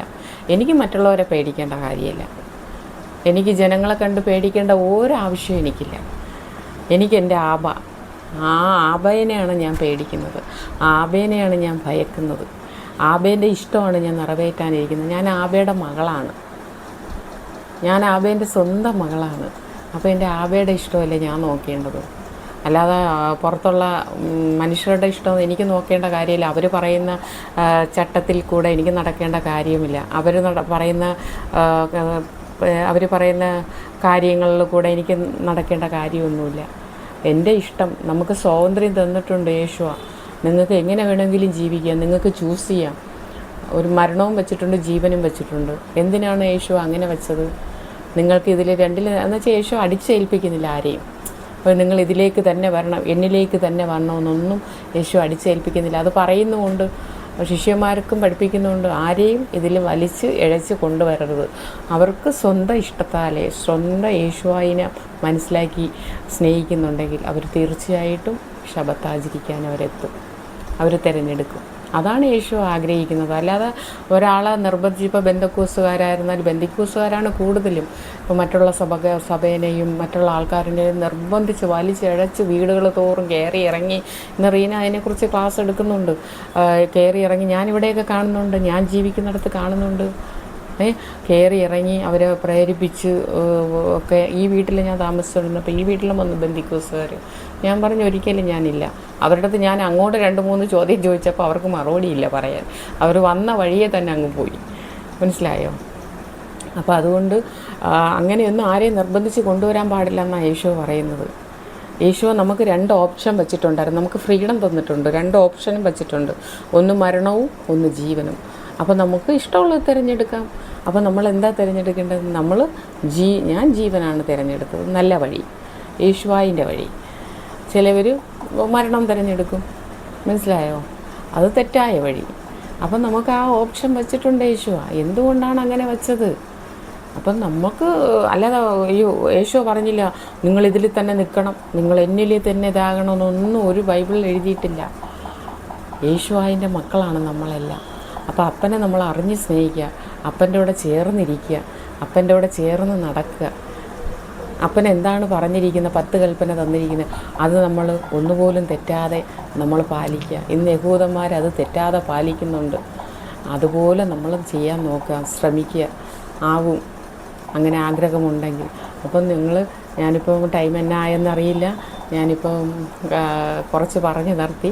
ഇതുപോലെ കുറച്ച് ഞാൻ എനിക്ക് അറിവുള്ള കാര്യങ്ങൾ, ജ്ഞാനമുള്ള കാര്യങ്ങൾ, ബൈബിളിൽ നിന്ന് പഠിച്ച കാര്യങ്ങൾ, എൻ്റെ യേശുവാൽ നിന്ന് കിട്ടിയ ഓരോ ഇതും ഞാൻ നിങ്ങൾക്ക് പറഞ്ഞു തരാം. ഓക്കെ? അപ്പം നിങ്ങൾ ഇനിയെങ്കിലും നിങ്ങൾ മാറാൻ ശ്രമിക്കുക. ഞാൻ എപ്പോഴും പറയുന്നതാണ്, നിങ്ങൾ ശബത്ത് ആചരിക്കാൻ ശ്രമിക്കുക. വീടുകളിൽ ശബത്ത് ആചരിക്കുക. ഇപ്പോൾ പള്ളികളിൽ ഇപ്പോൾ പള്ളികളിൽ വിഗ്രഹമൊന്നുമില്ല. പള്ളികളിൽ വിഗ്രഹമൊന്നും വയ്ക്കാതെ ഒരു ഹോളായിട്ടിട്ട് യഹൂദ മക്കൾ ഇന്ന് ബൈബിളിൽ എങ്ങനെ കൊടുത്തിരിക്കുന്നു, അവരെങ്ങനെയാണ് ചെയ്യുന്നത്, അതുപോലത്തെ ഉത്സവങ്ങൾ നിങ്ങളിവിടെ നടത്തുക, അതുപോലത്തെ കാര്യങ്ങൾ നിങ്ങൾ ചെയ്യുക. അപ്പോൾ ഈ ജനങ്ങൾ, ഈ പറയുന്ന ഞാൻ പോലും വരും. അവിടെ പുണ്യാളന്മാരും വേണ്ട, ഒന്നും വേണ്ട, ഒരു ജപമാലയും ചൊല്ലാൻ പാടില്ല, ഒന്നും ചൊല്ലാൻ പാടില്ല. ഇതൊന്നും ബൈബിളിലില്ലാത്ത കാര്യമാണ്. ഈ ജപമാല, കൊന്ത, ഇതൊന്നും ബൈബിളിലില്ലാത്ത കാര്യം. ഇതൊക്കെ മനുഷ്യൻ്റെ സൃഷ്ടിയാണ്. ഇതൊക്കെ മനുഷ്യൻ്റെ സൃഷ്ടിയാണ്. അത് പിശാചിൻ്റേതാണ് മനുഷ്യരിലേക്ക് കൊണ്ട് എത്തിച്ചത്. മനസ്സിലായോ? ഇത് യേശു പണ്ട് കൊന്തയും ഉരുട്ടിയല്ല നടന്നത്. മാതാവും കൊന്തയൊന്നും ഉരുട്ടിയിട്ടില്ല. ബൈബിള് വായിക്കാത്തതുകൊണ്ടാണ് നിങ്ങൾക്കിതൊന്നും അറിവില്ലാത്തത്. മനസ്സിലായോ? ഇത് മനുഷ്യൻ ഉണ്ടാക്കിയ നിയമങ്ങളാണ്. കുറേ പ്രാർത്ഥനകൾ അവരുണ്ടാക്കി വെച്ചിട്ടുണ്ട്. യേശുവ കൊടുത്ത പ്രാർത്ഥന എന്താണ്? ശിഷ്യന്മാർ യേശുവായോട് ചോദിക്കും, ഞങ്ങൾ എന്താണ് പ്രാർത്ഥിക്കേണ്ടത്, ഞങ്ങളെ പഠിപ്പിച്ചു തരണം എന്ന് പറയുമ്പോൾ യേശുവ പറയുന്ന ഒരേ ഒരു പ്രാർത്ഥനയുള്ളൂ, സ്വർഗസ്നായ ഞങ്ങളുടെ പിതാവേ എന്ന്. ആ ഒരു പ്രാർത്ഥന മാത്രമേ യേശുവ ബൈബിളിലും ഉള്ളൂ, യേശുവ പഠിപ്പിച്ചിട്ടുള്ളൂ. ബാക്കി നന്മ നിറഞ്ഞ മറിയവും പരിശുദ്ധ മറിയവും മറ്റുള്ള പ്രാർത്ഥനകളെല്ലാം മനുഷ്യൻ്റെ സൃഷ്ടിയാണ്, പിശാചിൻ്റെ തന്ത്രമാണ്. അതാണ് ഇന്ന് ചൊല്ലിക്കൊണ്ട് നടക്കുന്നേ. സ്വർഗസ്നായ പിതാവും പറയുന്നുണ്ട് ഇതിൻ്റെ കൂട്ടത്തിൽ. പക്ഷേ നന്മ നിറഞ്ഞ മറിയം, അത് ആ ഒരു പ്രാർത്ഥനയിൽ ഭയങ്കര അർത്ഥമുള്ള കുറേ കാര്യങ്ങളുണ്ട് കേട്ടോ. അത് ഞാൻ അടുത്ത പ്രാവശ്യം നിങ്ങൾക്ക് ആ പ്രാർത്ഥനയുടെ ഇത് എന്താണെന്ന് നിങ്ങൾക്ക് വേർതിരിച്ച് ഞാൻ തരാം, എങ്ങനെയാണെന്ന്. എനിക്കത് കേൾക്കുമ്പോൾ ഉണ്ടല്ലോ വല്ലാത്ത അരിശവും ദേഷ്യവും ഒക്കെയാണ് എനിക്ക് ആ പ്രാർത്ഥന കേൾക്കുമ്പോൾ, നന്മ നിറഞ്ഞ മറിയമ്മേ എന്ന്. അത് വല്ലാത്തൊരു അരിശമാണ് എനിക്കത് കേൾക്കുമ്പോൾ തന്നെ. ഞാൻ അവിടെ ഇരിക്കുമ്പോഴും ഷോപ്പിലായാലും വീട്ടിലായാലും ഇത് എവിടെ ഇരുന്ന് കേട്ടാലും എനിക്ക് ഭയങ്കര ഇതാണ്. അതിൻ്റെ അർത്ഥം നിങ്ങളൊന്ന് ആലോചിച്ച് നോക്കിയാൽ മതി. അപ്പോഴും നിങ്ങൾക്ക് യേശുവായിനെ സ്നേഹിക്കുന്ന, ആബയെ സ്നേഹിക്കുന്ന മക്കൾക്ക് ഇതൊരിക്കലും സഹിക്കാൻ പറ്റില്ല. ഈ ഒരു പ്രാർത്ഥന ഒരിക്കലും സഹിക്കാൻ പറ്റില്ല. പക്ഷേ ആബേനെ മനസ്സിലാക്കാത്തവർ, സ്നേഹിക്കാത്തവർക്കും ഇത് ചൊല്ലിക്കൊണ്ട് നടക്കും. ഓക്കെ, അപ്പോൾ ഞാൻ അടുത്ത പ്രാവശ്യം കുറച്ച് ബാക്കി കാര്യങ്ങൾ സംസാരിക്കാം. ഇപ്പം ഇത്രയും കാര്യത്തിൽ ഞാൻ നിർത്തുവാണ്. അപ്പം നിങ്ങളിത് വിശ്വസിച്ചുണ്ടെന്നു, വിശ്വസിക്കുന്നതും വിശ്വസിക്കാത്തതും നിങ്ങളുടെ ഇഷ്ടം. ചെവിയുള്ളവൻ കേൾക്കട്ടെ, ചെവിയില്ലാത്തവൻ പോട്ടെ എന്നാണ് പറയുന്നത്. ഈ ചെവി കൂടെ കേട്ടിട്ട് ചിലവർ ഈ ചെവി കൂടെ കളയും. അത് പ്രവൃത്തിയിൽ കൊണ്ടുവരില്ല, അവർ പാലിക്കില്ല. പക്ഷേ പ്രവൃത്തിയിൽ കൊണ്ടുവരുന്നവരും പാലിക്കുന്നവരും ആണ് യേശുവായിൻ്റെ സ്വന്തം മക്കൾ, യേശുവായിനെ അനുസരിച്ച് ജീവിക്കുന്ന മക്കൾ. അവർക്കേ ഈ ഭൂമിയിൽ ഇനി നിലനിൽക്കാൻ പറ്റുകയുള്ളൂ. അല്ലാത്തവരെല്ലാം ഈ ദുരന്തത്തിൽ പോകും, ഉറപ്പാണ്. യേശുവിൻ്റെ വരവെടുത്തുകൊണ്ടിരിക്കുവാണ്. മേഘാരൂഢനായി വന്ന് ഒലിവുമലയിൽ വന്ന് ചവിട്ടും. അത് എനിക്ക് ഓർക്കാൻ പോലും വയ്യ എൻ്റെ ആബിച്ചി. എനിക്ക് ആ ഒരു രംഗം എനിക്കൊന്ന് കാണണം എൻ്റെ ആബിച്ചിന്. ഞാൻ എന്നും പ്രാർത്ഥിക്കുന്നുണ്ട്, എൻ്റെ ആബിച്ചി എനിക്ക് സാധിച്ചു തരുമെന്ന് എനിക്ക് 100% ഉറപ്പുണ്ട്. ഓക്കെ, അപ്പോൾ എനിക്ക് ഇനിയും പറയണമെന്ന് തോന്നുന്നു, പക്ഷെ ടൈമില്ല. ഞാൻ പറഞ്ഞു തരാം. ദൈവം കണ്ടിട്ടുള്ളവർ ഇത് കേൾക്കും, അത് ഉറപ്പാണ്. ഇപ്പം ലോകത്തിൻ്റെ അറ്റം വരെ, എനിക്ക് എവിടം വരെ ഇങ്ങനെ ഉള്ളത് കൊണ്ട് ഞാനിങ്ങനെ സംസാരിക്കുന്നു, റീന സംസാരിക്കുന്നു. ഇതിൽ കൂടെ ദൈവം എനിക്കൊരവസരം എൻ്റെ യേശുവ എനിക്കിതിൽ കൂടെയാണ് തന്നത്. പണ്ട് എനിക്ക് ആഗ്രഹം ഉണ്ടായിരുന്നു, ഞാൻ കഴിഞ്ഞ വീഡിയോസിലൊക്കെ പറഞ്ഞു, ആക്സിഡൻ്റായി കിടന്നപ്പോൾ എനിക്ക് ഒത്തിരി മെറുക്കൾ സംഭവിച്ചിട്ടുണ്ട് എൻ്റെ യേശുവായിരുന്നു. എനിക്ക് അത്ഭുതങ്ങൾ, എൻ്റെ യേശുവാനെ ഞാൻ എൻ്റെ അരികിൽ വന്ന് ഇരുന്നിട്ടുണ്ട് എൻ്റെ ആബ, പക്ഷെ മുഖം കണ്ടില്ല എന്നേ ഉള്ളൂ. അങ്ങനെ അത്രയും സാന്നിധ്യം എനിക്ക് കിട്ടിയിട്ടുണ്ട്. അപ്പോൾ ഒരുപാട് മെറുക്കൾ എനിക്ക് കിട്ടിയിട്ടുണ്ട്. അപ്പോഴൊക്കെ ഞാൻ എൻ്റെ ആബയോട് കിടക്കയിൽ 6 വർഷം തളർന്ന് കിടന്നപ്പോൾ പറഞ്ഞ, എന്തെങ്കിലും ഒരിക്കൽ ആബ ഞാൻ നടക്കുന്ന സമയത്ത് എനിക്ക് പറ്റുന്നിടത്തെല്ലാം ഞാൻ പോയി എൻ്റെ ആബയെക്കുറിച്ച് ഞാൻ പറയുമെന്ന് പറഞ്ഞു. പക്ഷേ എനിക്ക് ഇന്ന് ഈ ഫോൺ വഴി എനിക്ക് പറയാനായിട്ട് അവസരം തന്നിരിക്കുകയാണ്. എല്ലാത്തിനും അപ്പനും ഓരോ പദ്ധതിയുണ്ട്, അതിനൊക്കെ ഓരോ ടൈമിംഗ് ഉണ്ട് എല്ലാത്തിനും. ബൈബിളിലുണ്ട്, ചിരിക്കാനൊരു കാലം, കരയാനൊരു കാലം, സന്തോഷിക്കാനൊരു കാലം, ദുഃഖിക്കാനൊരു കാലം, കരയാനൊരു കാലം. അങ്ങനെ ഒത്തിരി ടൈം ബൈബിളിലുണ്ട്, ഞാൻ വായിച്ചിട്ടുണ്ട്. എല്ലാത്തിനും അതിൻ്റെതായ ടൈമുണ്ട്, ആ സമയത്തേ അതെല്ലാം നടക്കത്തുള്ളൂ കേട്ടോ. അപ്പോൾ അതുകൊണ്ട് ഞാനിനി നാളെ വരാം. അപ്പോൾ നാളെ വരുമ്പോഴത്തേക്ക് ബാക്കി കൂടെ കുറേശ്ശെ ഇങ്ങനെ ഞാൻ പറയാം. ഇപ്പോഴും പറയണമെന്ന് ആഗ്രഹമുണ്ട്, പക്ഷേ ടൈമില്ല. വേറെയും കുറച്ച് കാര്യങ്ങൾ എനിക്കിപ്പോൾ ഇവിടെ ചെയ്യാനുണ്ട്. അപ്പോൾ അതുകൊണ്ടാണ്. ഓക്കെ, അപ്പം നിങ്ങൾ കേൾക്കുമെന്നും കാണുമെന്നും കേൾക്കുമെന്നും അവസാനം വരെ കേൾക്കണം, അവസാനം വരെ കാണണം. എന്നിട്ട് നിങ്ങളിത് വിലയിരുത്തണം, എന്നിട്ട് നിങ്ങൾ സത്യം കണ്ടെത്തണം. നിങ്ങൾ ബൈബിൾ മെയിനായിട്ട് വായിക്കുക. അപ്പം ഞാൻ പറഞ്ഞാലും റീന അവൾ പറഞ്ഞാലും ബൈബിൾ വായിക്കുക, സത്യമാണോ എന്ന് തിരിച്ചറിയുക. എന്നിട്ട് നിങ്ങൾ വിശ്വസിച്ചാൽ മതി. എന്നിട്ട് നിങ്ങൾ വിലയിരുത്തുക. നിങ്ങൾ ആരെയും തിരക്കി പോകണ്ട, നിങ്ങൾ ആരുടെയും കീഴിൽ ജീവിക്കരുത്, നിങ്ങൾ ആരുടെയും അടിമയല്ല. നിങ്ങൾ അടിമപ്പെടുത്തി വെച്ചിരിക്കുകയാണ് നിങ്ങളെ ആൾക്കാർ, ഓരോ സഭക്കാരും അടിമപ്പെടുത്തി വെച്ചാൽ അവരുടെ ഇഷ്ടങ്ങളും എല്ലാം നിങ്ങളുടെ തലയിൽ കൊണ്ടുവന്ന് കെട്ടിവെക്കുക. നിങ്ങളിങ്ങനെ ജീവിക്കണം, അല്ലെങ്കിൽ ഇങ്ങനെ ചെയ്തു തരത്തില്ല, കുഞ്ഞുങ്ങളുടെ കാര്യം ചെയ്യത്തില്ല, അങ്ങനെ ചെയ്യത്തില്ല, ഇങ്ങനെ ചെയ്യത്തില്ല എന്നൊക്കെ ഓരോ കണ്ടീഷനാണ് അവർ വയ്ക്കുന്നത് നിങ്ങളുടെ മുന്നിൽ. അപ്പം നിങ്ങളത് ചെയ്തു കൊടുക്കുവാണ്. അങ്ങനെ ഒന്നും സഭക്കാരോ പള്ളിക്കാരോ ഒന്നും ഇനി ചെയ്യാൻ പാടില്ല. നിങ്ങൾ വന്നില്ലെങ്കിൽ ഇങ്ങനെ ചെയ്തു തരത്തില്ല എന്നൊന്നും പറയാൻ പാടില്ല. അവർക്ക് ഫ്രീഡം കൊടുക്കുക, അവരുടെ ഇഷ്ടത്തിന് അങ്ങ് വിടുക. അവർക്ക് നന്മയും തിന്മയും തിരിച്ചറിയാൻ യേശുവ ജ്ഞാനവും ബുദ്ധിയും അവർക്ക് കൊടുത്തിട്ടുണ്ട്, കണ്ണിന് കാഴ്ച കൊടുത്തിട്ടുണ്ട്, ചെവിക്ക് കേൾവി കൊടുത്തിട്ടുണ്ട്. അപ്പോൾ അവരുടെ ഇഷ്ടത്തിന് അങ്ങ് വിടുക. ഇനി നിങ്ങൾ അവരെ പിടിച്ച് ചങ്ങലക്കിടരുത്. എങ്കിൽ യേശുവ നിങ്ങളെ വെറുതെ വിടില്ല. നിങ്ങൾക്ക് ന്യായവിധിയിൽ നിങ്ങൾക്ക് വീണ്ടും അവസരങ്ങൾ ദൈവം തരുവാണ്. നിങ്ങൾക്ക് ഇനി ന്യായവിധിയിൽ നിങ്ങൾക്ക് കഠിനമായ ശിക്ഷയാണുള്ളത്, അത് ഉറപ്പാണ്. അവിടെയൊക്കെ നിങ്ങൾക്ക് ഉത്തരം കൊടുക്കേണ്ടി വരും. അതെല്ലാം യേശു അവിടെ ഒതുക്കി വെച്ചിട്ടുണ്ട്. നിങ്ങൾ ചെയ്ത് കൂട്ടിയിട്ടുള്ളതൊക്കെ നല്ലതും വച്ചിട്ടുണ്ട്, നല്ലത് ചെയ്തവർക്ക് നല്ലതും വച്ചിട്ടുണ്ട്, തെറ്റായ രീതി ചെയ്തവർക്ക് നിക്ഷേപം അവിടെയും ഉണ്ട്. അതൊക്കെ ഓരോന്നെടുത്തെടുത്തെടുത്ത് യേശു ന്യായവിധിയിൽ നിങ്ങളോട് ചോദിക്കാതെ വെറുതെ വിടത്തില്ല. ശിക്ഷ നിങ്ങൾക്ക് കിട്ടും, കഠിനമായ ശിക്ഷ. അതുകൊണ്ടാണ് ഇനിയും നിങ്ങൾക്ക് മാറാൻ അവസരമുണ്ട്. ഇനിയും നിങ്ങൾ ആൾക്കാരെ നിങ്ങളുടെ വരുതിക്കൊത്ത് ചങ്ങലക്കിട്ട് അവരെ ഇതാക്കരുത്. അവരെ അങ്ങ് ഫ്രീ ആയിട്ട് വിടുക. വന്നില്ലെങ്കിലും നിങ്ങൾക്ക് ചെയ്തു തരത്തില്ല, അങ്ങനെ ഭീഷണിപ്പെടുത്തരുത് അവരെ. ഇത് ഭീഷണിയാണിത്. യേശു ആരെയും ഭീഷണിപ്പെടുത്തി കൊണ്ടുവരാൻ പറഞ്ഞിട്ടില്ല. ഓക്കെ. അപ്പം നിങ്ങളുടെ ഇഷ്ടങ്ങളൊക്കെ, നിങ്ങളുടെ ആഗ്രഹങ്ങൾ, ഇഷ്ടങ്ങളൊന്നും അവരിൽ അടിച്ചേൽപ്പിക്കരുത്. ബൈബിളിൽ എന്താണ് കൊടുത്തിരിക്കുന്നത് അത് ആചരിക്കുക.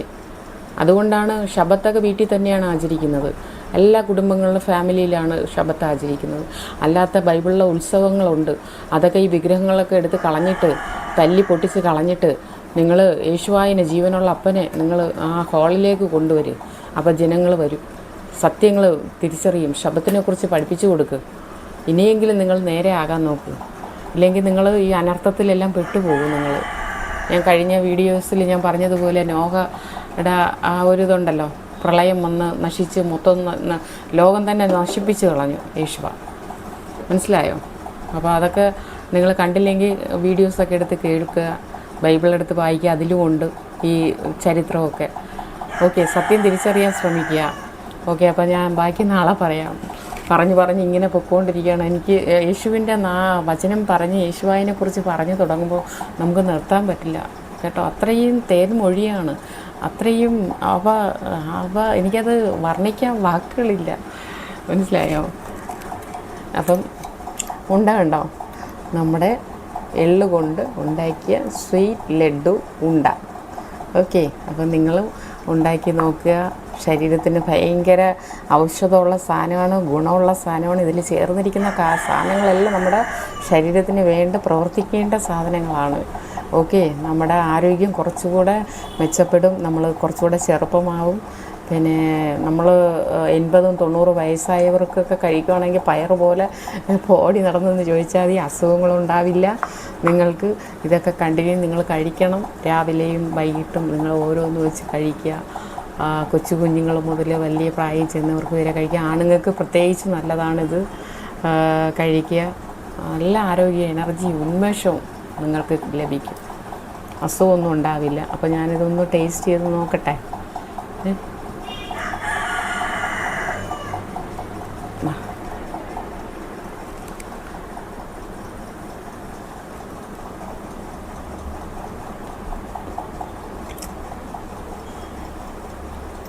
അടിപൊളി കേട്ടോ, നല്ല ടേസ്റ്റ്. പാകത്തിനാണ് മധുരം ഞാൻ എടുത്തത്, കൂടുതലുമില്ല കുറവുമില്ല. അടിപൊളി ടേസ്റ്റ്, നല്ല എള്ളിൻ്റെ നല്ല മണവും ആ ഉണക്ക കൊപ്ര തേങ്ങയും കപ്പലണ്ടി കടിക്കുമ്പോഴും ആ കാഷ്നറ്റും ഒക്കെ കിട്ടുന്നുണ്ട്. ഒത്തിരി അരച്ച് കളയരുത് കേട്ടോ. ഈ നമ്മൾ അവിയലിനൊക്കെ എടുക്കൂലേ, അതുപോലെ എടുക്കുക. അപ്പോൾ നമുക്ക് കടിക്കാനും കിട്ടും, കഴിക്കാനും ടേസ്റ്റായിരിക്കും. എന്നാ ടേസ്റ്റാണെന്നറിയാം. നിങ്ങളൊന്ന് ഉണ്ടാക്കി കഴിക്കുക, എന്നിട്ട് നിങ്ങൾ കമൻറ്റ് ബോക്സിൽ ഒന്ന് പറയണേ. നല്ല ടേസ്റ്റാണ്, എനിക്ക് പറയാൻ വാക്കുകളില്ല. കഴിച്ചിട്ട് അത്രയ്ക്ക് ടേസ്റ്റാണ്. എനിക്കിഷ്ടപ്പെട്ട എന്തായിരുന്നാലും ഈ ഡിഷ് കുഞ്ഞുങ്ങൾക്ക് ഉണ്ടാക്കി കൊടുക്കുക, വലിയവർക്ക് കൊടുക്കുക. വീട്ടിൽ പ്രായം ചെന്നവരൊക്കെ ഉണ്ടെങ്കിൽ അവർക്ക് കൊടുക്കുക. അവർക്ക് ഇതിൻ്റെ ബെനിഫിറ്റൊക്കെ, ഇതിൻ്റെ കാര്യങ്ങളൊക്കെ അറിയാവുന്ന പണ്ടുള്ളവർക്ക് അറിയാം കേട്ടോ ഇതിൻ്റെ കാര്യമൊക്കെ.